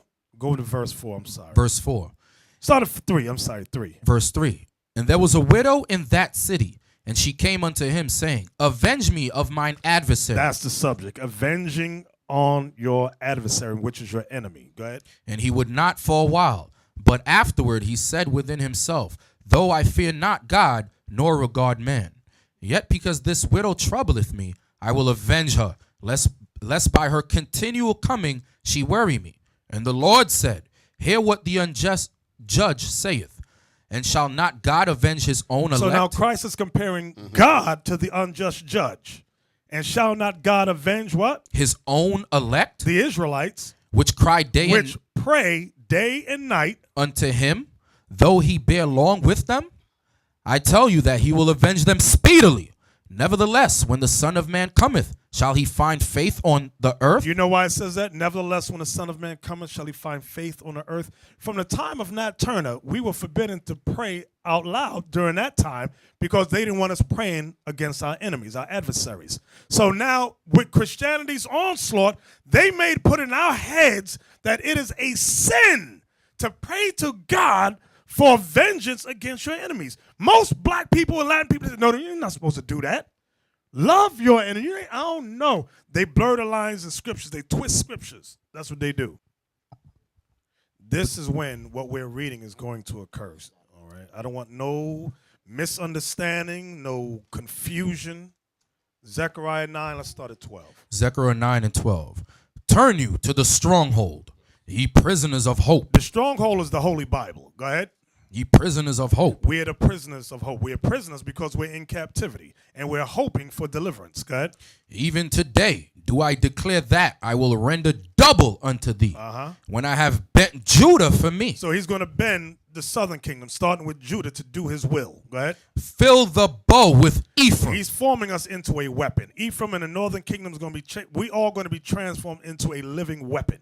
Go ahead. And raised up thy sons, O Zion, against thy sons, O Greece. See that? Against thy sons, O Greece. So there is going to be a war. Let's find out when. Go ahead. And made thee as the sword of a mighty man, and the Lord shall be seen over them. So that's, y'all see that part? And the Lord shall be seen over them, meaning the chariots. That ain't on this side. That's going to be on the other side when Babylon's destroyed. So I don't want nobody thinking, well, it's going to be here in America. It ain't going to be here in America at all. So nobody get no dumb thoughts. Go ahead.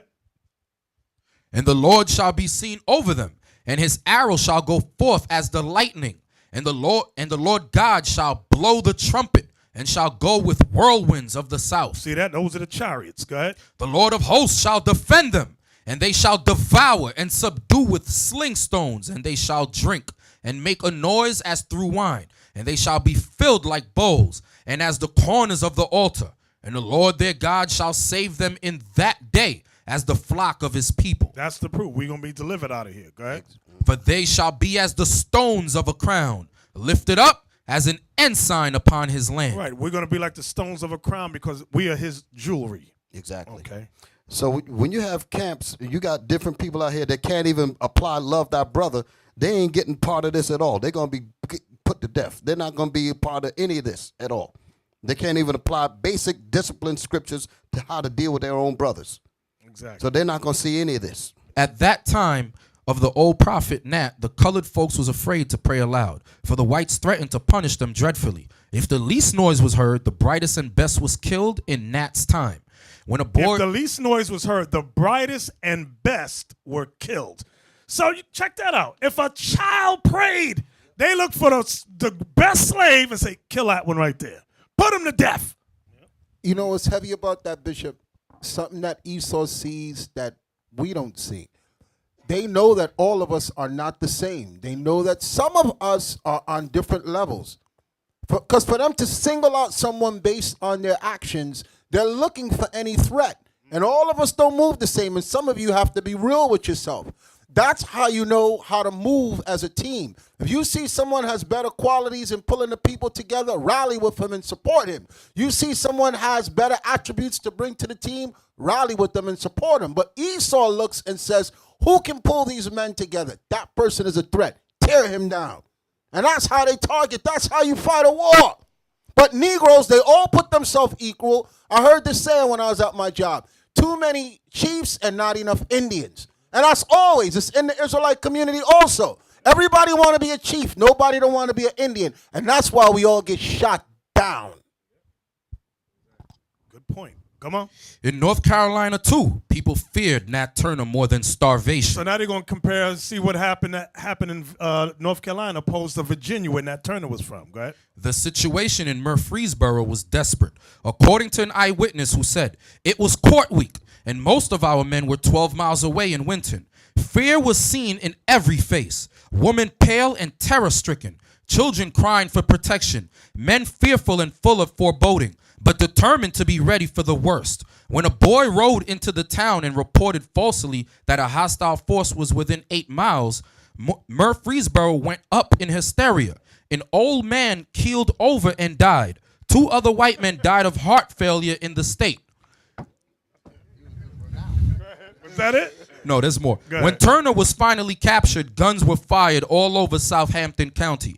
The woman, thinking he had assembled another force, fled to the swamps, misinterpreting the cry, Nat is caught, for Nat is coming. Nat Turner was taken to Jerusalem. So when they were yelling, Nat is caught, the people, Edomites thought it said, Nat is coming. Them white women ran into the swamp. That's imagery. That's the power. What y'all hearing there is the power of imagery. His image, his reputation preceded him. Go ahead. Nat Turner was taken to Jerusalem in chains. At his trial, he pleaded not guilty, saying that he did not feel guilty. On November... Why feel guilty about trying to get deliverance from slavery? Go ahead. On November 11th, the bold black man called the prophet dangled from the end of a rope in a town called Jerusalem. Author W.S. Drury said that Turner prophesied that it would grow dark and rain after his execution. It did actually rain. Drury wrote, and there was for some time a dry spell. This alarmed many whites as well as Negroes. Y'all see that? That was it. All praises. So, Elder, can I say something on that real quick? Captain Zeph, who else was with us? Captain Hananiah and Josiah. We had the privilege of going out to Virginia to meet one of the descendants of Nat Turner. His name is Bruce Turner, great grandson. He knows the story like the back of his hand. And Elder, he told us that there was like a tale of Nat Turner like 20, 30 years after he died. If the Edomite kids was being bad, the parents would tell the kids, you better behave or Nat Turner's coming to get you. So in this part of Virginia, they would even speak about Nat Turner. When we went out there and we went to the courts to look at the records and so forth, they didn't even want to show us the records. The lady was like, "Look, you can't record. Please don't record that." Get Exodus 2:11 and 12 to show you that what Nat Turner did was nothing different than what our forefather Moses did. Okay, because somebody like we sometimes we tend in our Negro state of mind try to separate what we're reading in the Bible, our history, from what happened more closer to our timeline today. Right, exactly. But it's the same history. Come on. And Nat Turner knew that. Exodus chapter 2 and verse 11. And it came to pass in those days when Moses was grown that he went out unto his brethren and looked on their burdens. And he spied an Egyptian smiting in Hebrew, one of his brethren. And he looked this way and that way. And when he saw that there was no man, he slew the Egyptian and hid him in the sand. See what Moses did? That's Moses, the prophet Moses, killed the Egyptian for smiting the Israelite. Okay? That's how our forefathers got down. So that's why I say I don't know what book some of our brothers be reading. Okay? I was reading the other day, actually not reading, I was looking at, you ever look at the families of Martin Luther King Jr. and the families of Malcolm X and look at where both their families are today? And their families, it's amazing because one family is somewhat wealthy because King's family has an institute in his name. Esau supports them. One of the sons was in like an assemblyman or something of that nature in politics and all that. Then you look at Malcolm X family, who was not supported, not only by Esau didn't support him, black folks abandoned him. And two of his children according to when you look online, were in prison. One for putting an assassination plot against Farrakhan, and the other one was for fraud, bank fraud, things of that nature, something like that. Bishop, didn't Yes. even the grandson get in trouble? The grandson went to jail for Went to jail. killing Malcolm X's wife, Right. Betty Shabazz, burned her alive. Burned her in the alive. bed. I'm looking at the two families. I'm like, dang, what the Right. hell? You know, and Esau, they support King's family 100%. But Malcolm's family said, nah, let them rot. Let And them die. you can see it when you interview them. They're always speaking in a way as not to bring up anything offensive. They're always speaking in that middle, that was a different time. Things are different now and things have changed. Nothing has changed. If things change, then the prophecy wouldn't be what it is. Judgment is coming. Okay? But they want to rock you to sleep and make you believe that things are better. They're not better. Exactly. And when you look, King was very, very intelligent, brother. Very intelligent, just as Malcolm was. And they became a threat when King decided to join with Malcolm. And that's when Malcolm was assassinated later on King. America, I wrote this thing out. America, they have given away millions of acres of land to your friendly neighborhood white man. They have given millions of acres of land to poor whites who come from Europe, Poland, Italy, things of that nature. And they've done this and they have somewhat prospered when you look at it. America provided European peasants with an economic foundation. Not only did America give away land, but they provided financial funding. I'm going to show y'all that that's exactly what they did, because a lot of times you'll go to work or be at school and whites will tell you, work hard, pull yourself up by your bootstraps like my ancestors did, and you can be successful in society. Okay, the Columbia History of the World, okay, editors John A. Garrity, Peter Gay, by Harper and Row Publishers. Now, let's go inside the book. Notice where I have it underlined. It says the massive influx into America between 1830 and 1924 of some 35 million immigrants, and large majority of them men and women in their 20s and 30s, attracted by the greater opportunities and higher wages America offered. Let's go to the next page.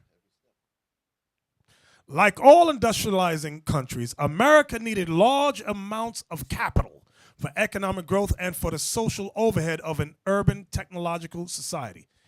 Immigration played some part in meeting this need, willy-nilly. European countries had to pay the cost of nurturing immigrants who, when ready to become productive members of society, left for America.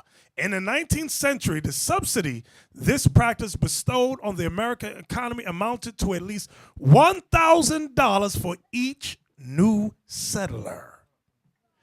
So what happens to all the hard work, pull yourself up by your bootstraps like their ancestors didn't? That's a lie. You know how much $1,000 back in the 1800s was? You got to be kidding me. You got to look at you have to look at the total disrespect and contempt for them to even say that to you.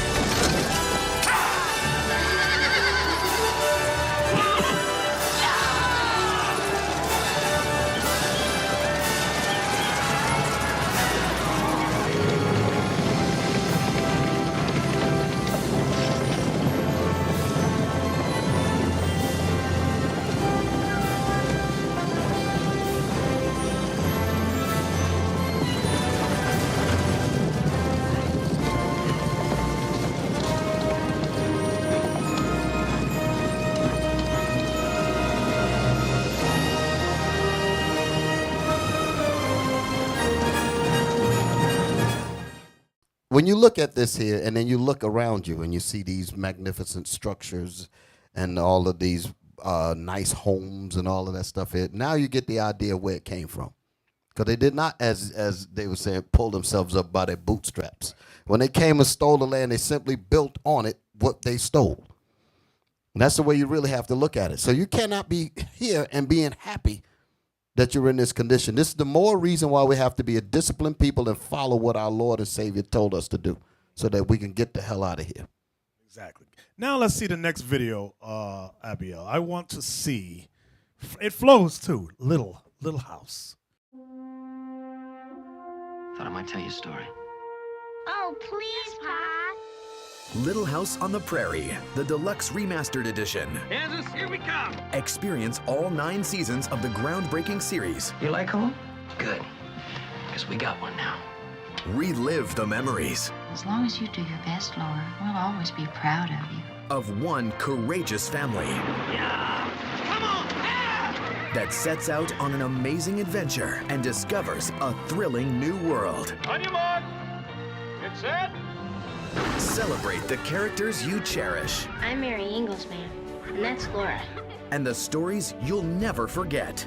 Will you marry me? Of course I will. The timeless series you grew up with comes to life like never before. You're a lucky man, Mr. Ingalls. That's the one thing in his life I'm absolutely sure of. See your favorite family beautifully restored. Well, Ingalls family, how's it look? With all 9 seasons presented in their complete and uncut format for the first time since their original TV broadcast. I can't count all the things you taught me. And exciting new bonus features, How's that sound? That sounds good to me. including the 40th anniversary documentary, The Little House Phenomenon. I've decided something. What's that, Heffa?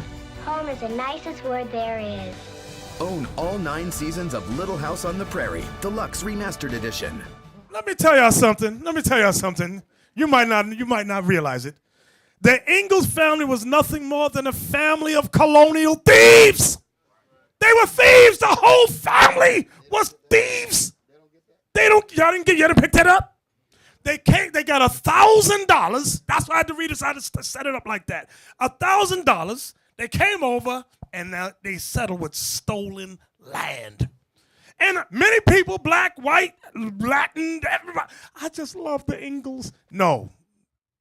Deuteronomy 19, verse 14. Thou shalt not remove thy neighbor's landmark, which they of old time have set in thine inheritance. So it was an inheritance not to be touched. Read it again. Thou shalt not remove thy neighbor's landmark, which they of old time have set in thine inheritance, which thou shalt inherit in the land that the Lord thy God giveth thee to possess it. So they took away something that was given to us by the Creator. Now read the one that the bishop said. Hey, I'm sorry, Deacon. That's the reason why that white man, Ronald Sanders, called America the Promised Lands. Because they understood. Edomites, they do study. Right.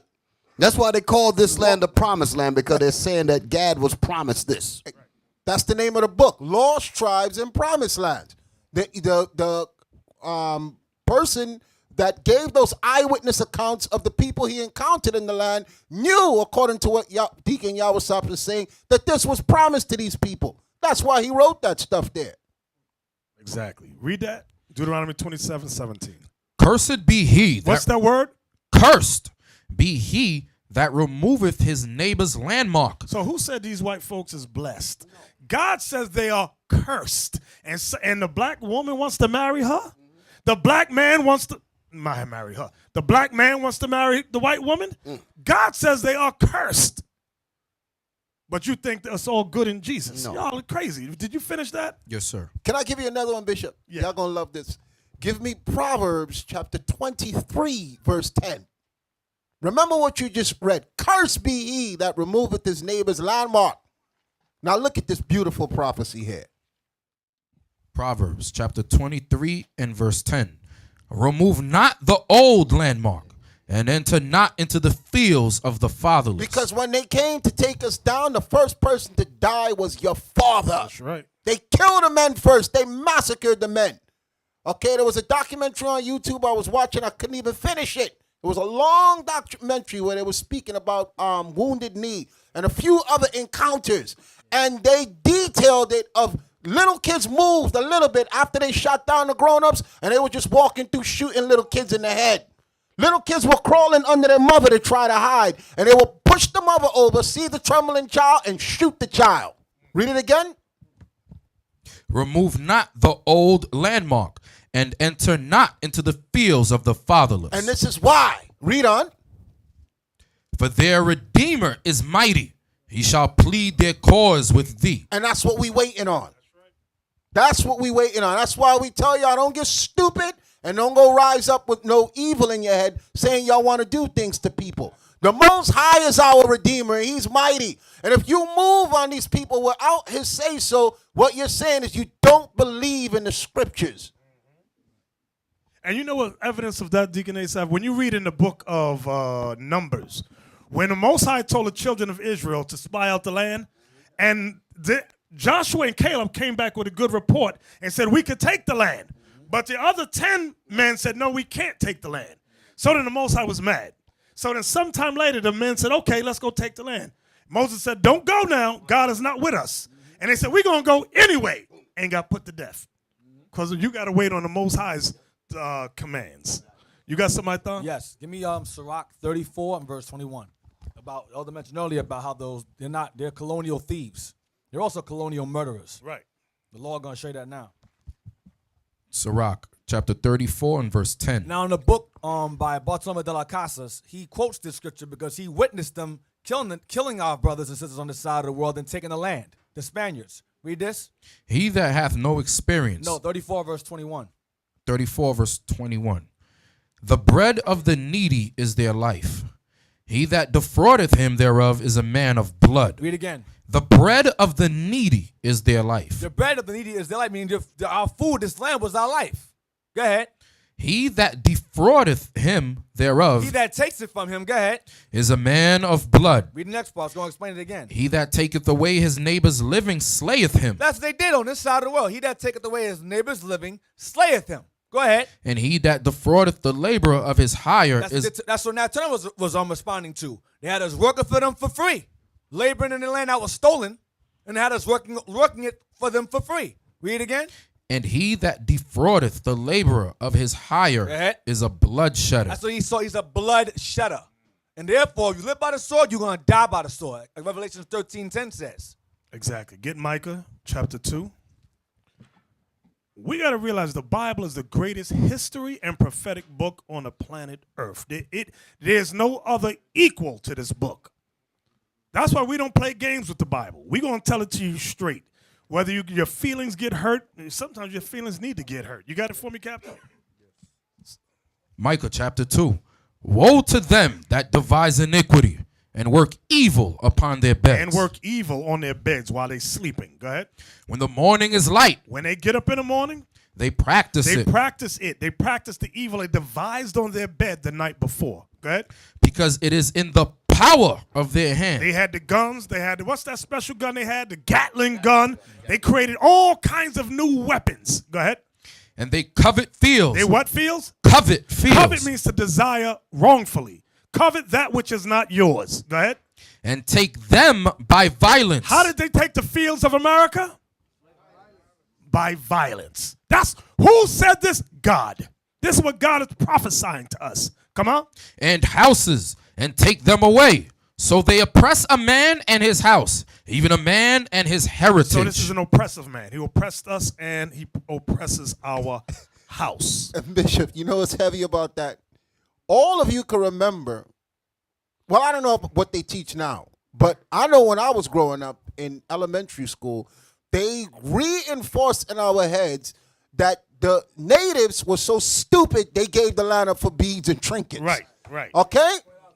Exactly. 20 they keep showing the picture of the simple natives coming up with their hands out, and the white man like, these helpless little children, let's just take their beads, and that's what they want to reinforce your head. But the Bible says it was through bloodshed and violence. That's right. No negotiations, broke every single treaty.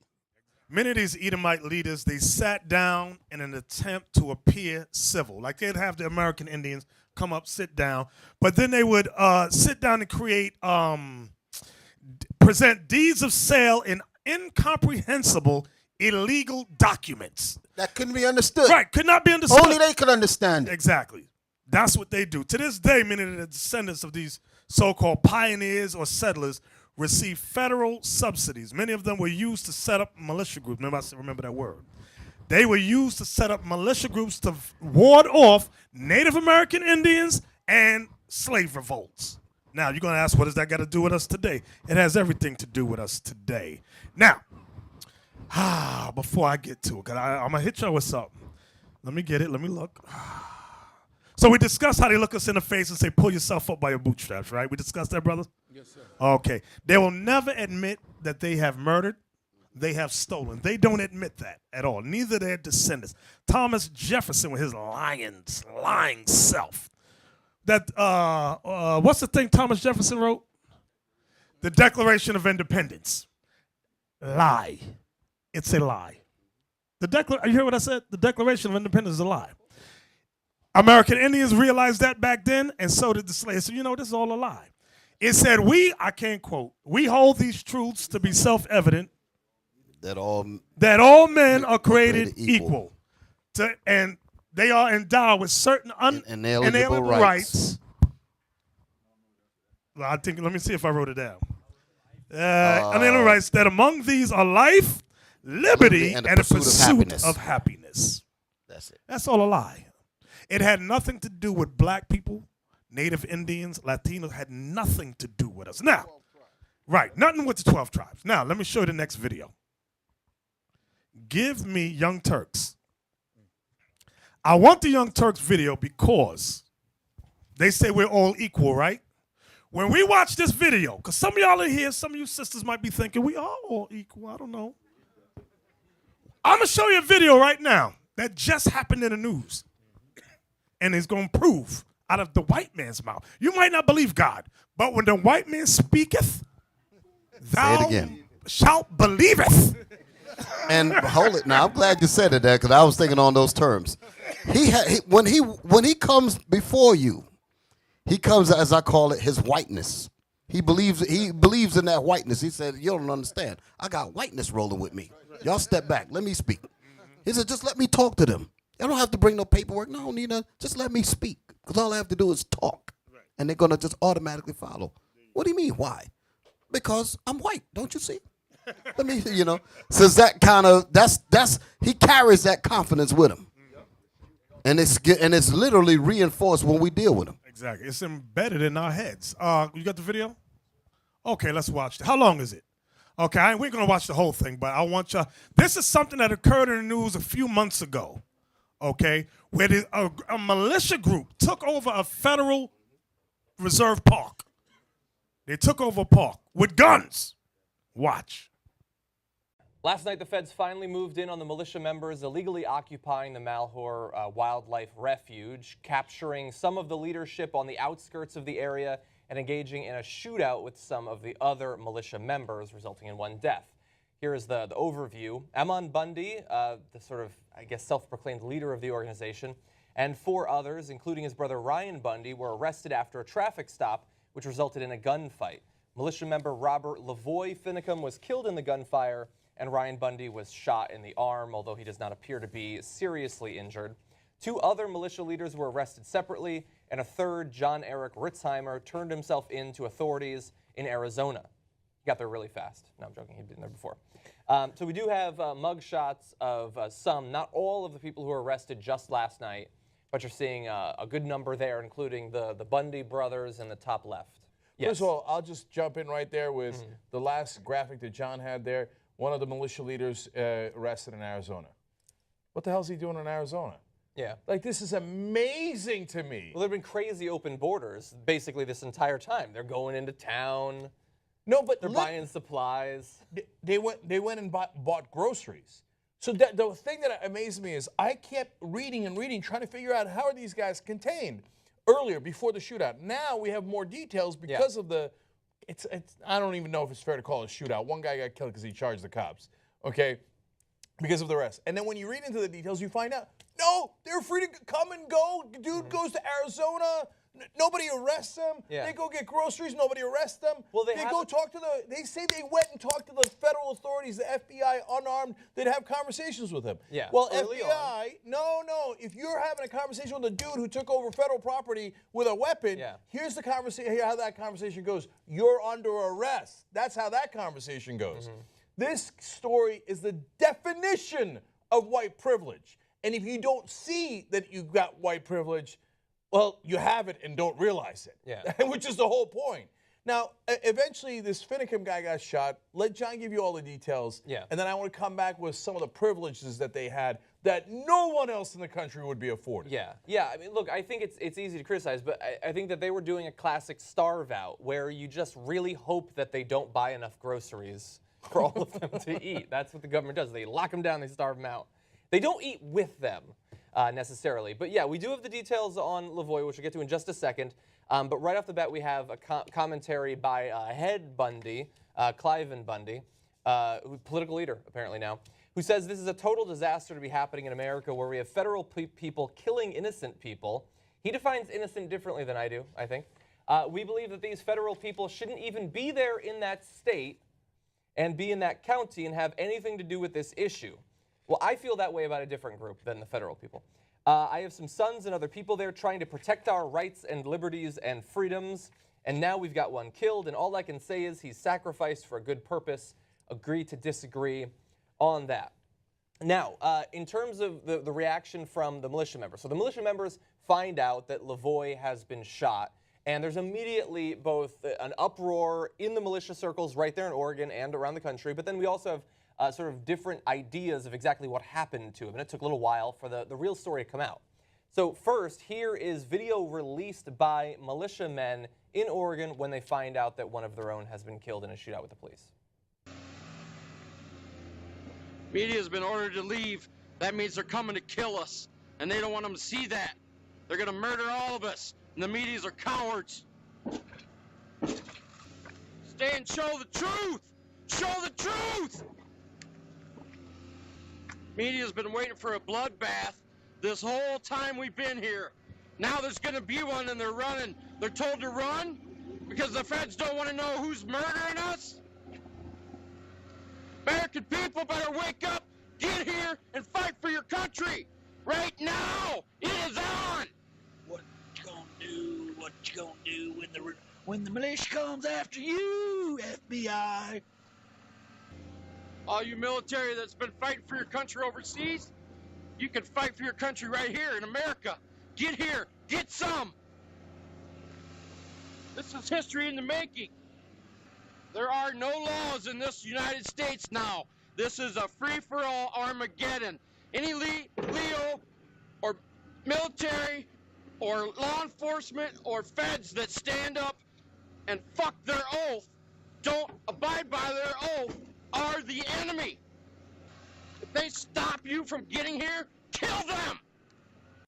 Okay, so just right off the bat, all of you who keep tweeting us and have been since the beginning that they haven't threatened anyone, even though they have almost every day in the interim, he just said to kill them if they try to stop you. If any authorities try to stop you, kill them. Kill them. So Could just you be clear. imagine? Be Drop- clear. No, I'm done. Drop it. Drop it.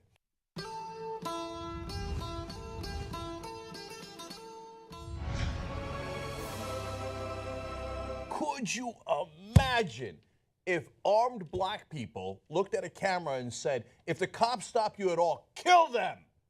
We're gonna have a conversation with these guys? They're free to come and go for 3 weeks. These guys, there was no perimeter. The FBI says, oh, don't worry, we just set up a perimeter. Goddamn right I'm worried. Why didn't you set up a perimeter the first time that they captured a federal building armed, talking about how they're going to murder people who come and try to take it from them? That is theft of federal property. By the way, it is a sentence punishable for up to 10 years if you take any federal property above $1,000 without permission. That is exactly what happened here. They took fairly large federal property. And here these guys on camera say, we're going to murder the cops, right? If they come to get us, you stole shit, you criminal, you thug. You went and stole it with weapons. And now you see if you come to take it back, oh, I'm going to kill you, right? And that more people should come and be traitors to America while pretending to be patriots. Look at the white privilege here. And it's, by the way, not just white, it's right-wing privilege. Because if white left-wingers had taken over, environmental groups had taken over and said, oh, we're going to do this and we're going to do that, whatever it was, it doesn't matter if it's a Latino black group or it's just white, Greenpeace or animal rights guys. Nobody gets to come and go and threaten cops and talking about killing them. Look at here's what happened. So first of all, as John read to you, he said, Cliven Bundy, about the guy who got killed, he sacrificed for a good purpose. Yeah, thank you for being exactly like the Muslim radicals. Oh, he was a good martyr, sacrificed for a good purpose, right? So now, the guy who was killed, Finicum, according to two guys in the car, got out of the car, would not listen to the cops, rushed at the cops, and the cops had to shoot him, okay? There's an 18-year-old who's melodramatic, who got to go into the camp, who now says, oh, no, he had his arms up and was surrendering. Her compatriots who were in the car with her, the other militia members, are like, that's not true. He charged at the cops, okay? So now, that Finicum guy says, before he obviously got shot a couple of days ago, he said, we used to walk up to the feds and talk to the agents in a friendly manner, unarmed and stuff. After you took over the federal building armed, can you imagine Black Panthers take over a building, armed Muslims take over a building, and they just walk up to the FBI and have a friendly conversation with them, and they don't get arrested. This is white privilege. You can steal stuff. You can steal federal stuff, and they don't even arrest you for 3 weeks. And then he says, now they're no longer willing to engage in friendly dialogue. I mean, you don't even know your privilege. The tenor has changed. The guy says, why are you ramping it up now? Why the rattling of the sabers? You ramped it up when you took the building with arms. He says, and we're saying, why be so unfriendly? Why? Why are you so threatening? Why be so unfriendly? Because you were threatening when you grabbed your assault weapons and took over the federal building and said, we will murder anyone who comes inside that is federal authorities or local authorities. That is the threatening part. But if you're white and right wing, you own, because the idea is I own the place. Even if it's not mine, I'll just steal it, and now I own it, because that's the history of this country. And then you get mad because they aren't following the law. That's what that fat bastard No, you aren't following the law. I've got more. So why is that 18-year-old in the car the one making up the stories? According to other militia members, she's making up stories. Victoria Sharp. Yeah. Last week, her mother and 6 siblings came to sing for the militants. What the fuck are we doing? The FBI, local authorities, let people go in and out of the house. They let kids walk into the house to sing for them. Could you imagine Muslim radicals take over a federal building with weapons? Bring the kids. Like, oh, no, but to be fair, kids came in to sing for them, and we let them. Yeah. Are you fucking... No, you don't believe that. Even if you're the dumbest right-winger in the country, you don't believe that. You know that we would surround the building, we wouldn't let anybody in, we wouldn't let anybody out. But if you're white and right-wing, you get to do whatever the fuck you want. I mean, you've been stealing shit this whole history of the country, so you feel like, well, I'm entitled to steal other people's stuff, and I'm entitled to get away with it. I'm entitled to have my family join me. Okay. Sharp, the 18-year-old, not arrested. You're in a shootout with cops. Okay, she's 18 years old.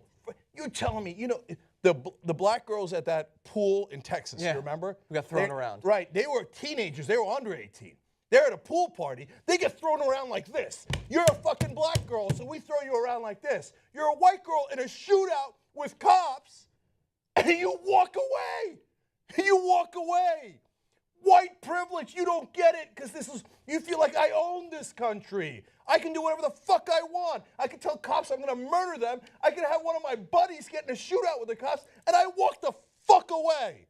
You know how quickly she would have been put down, let alone arrested, if she was black, Latino, Muslim, or any other minority. Okay, put her aside. 2 of Eamon Bundy's bodyguards who were in the car were seized by the authorities, as they seized everybody, questioned, and then they let him go. Could you imagine? Oh, I've got a Muslim radical leader here who took a federal building with weapons, and his bodyguards with weapons in a shootout with cops, they go, oh, well, you were just bodyguards. Yeah. You were just Muslim jihadi bodyguards. You're free to go, right? They were free to go. They're out right now. This is the definition of white privilege.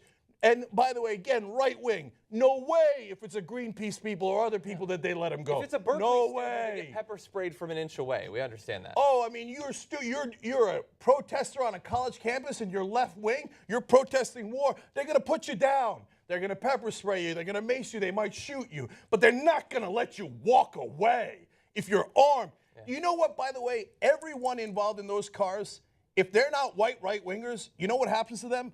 Life sentence. You know why? I've covered this a million times on the show, and look it up. It's called felony murder. They're in the commission of a criminal act, a felony. Someone gets shot and dies, and yes, it can be a person involved in committing the felony. This is the most classic case, an armed bank robbery. A guy goes in, his buddy gets shot by the cops. He gets a life sentence because someone died in the commission of that criminal act. Someone died. Finicum died. All the people in the cars, felony murder, life sentence. But that's only if they're black, Latino, or any other minority. But if you're white and you're a right-winger, they let you walk out of the fucking building. This is insane, man.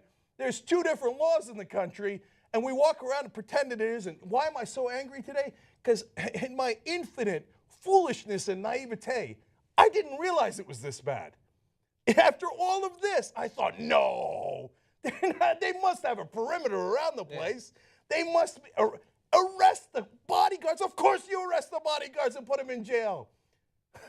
No, I was wrong. I was wrong. If you're white and right-wing in this country, you can do almost anything and get away with it. You know, Cliven Bundy, the dad who's talking about martyrs now, he still owes the government $1 million. It's like, I'm not paying it, and if you come to collect it, like we did last time, we'll shoot you in the head.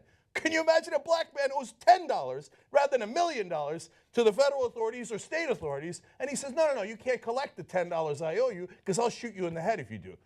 And you have any idea how quickly he'd be put down? They would wait a month or so. Tamir Rice was a 12-year-old. He was a 12-year-old, for Christ's sake. He had a toy gun. These guys have real guns. Tamir Rice didn't say, I'll kill you. They never gave him a chance to speak. He was shot dead in 2 seconds. These guys have been saying for 3 weeks, he gets 2 seconds. They get 3 weeks of saying, we're going to murder you, we're going to murder you, we're going to murder you, and they still get away with it. So finally, after 3 weeks, they bothered to arrest them. Fucking white privilege. That's what this is. See, if I had said that happened, they wouldn't believe me. So I had to let the white man tell y'all exactly what happened in the news. So, and me at home, me and my wife, we'd be home saying, well, what happened with that militia group? Every night, did something happen? Did something? No. 1 week go by, 2 weeks, I'm like, what the hell's going on? Oh, now they ain't even talk about it. Then, bop, it comes up. What are you going to say, outside? That was it. All he has to do is just come and say, like I said before, all he has to do is just come into the room. He said, listen, I got my whiteness with me. It's going to work. And this, what we just saw, was not 20 years ago. This was now. This was now in the news.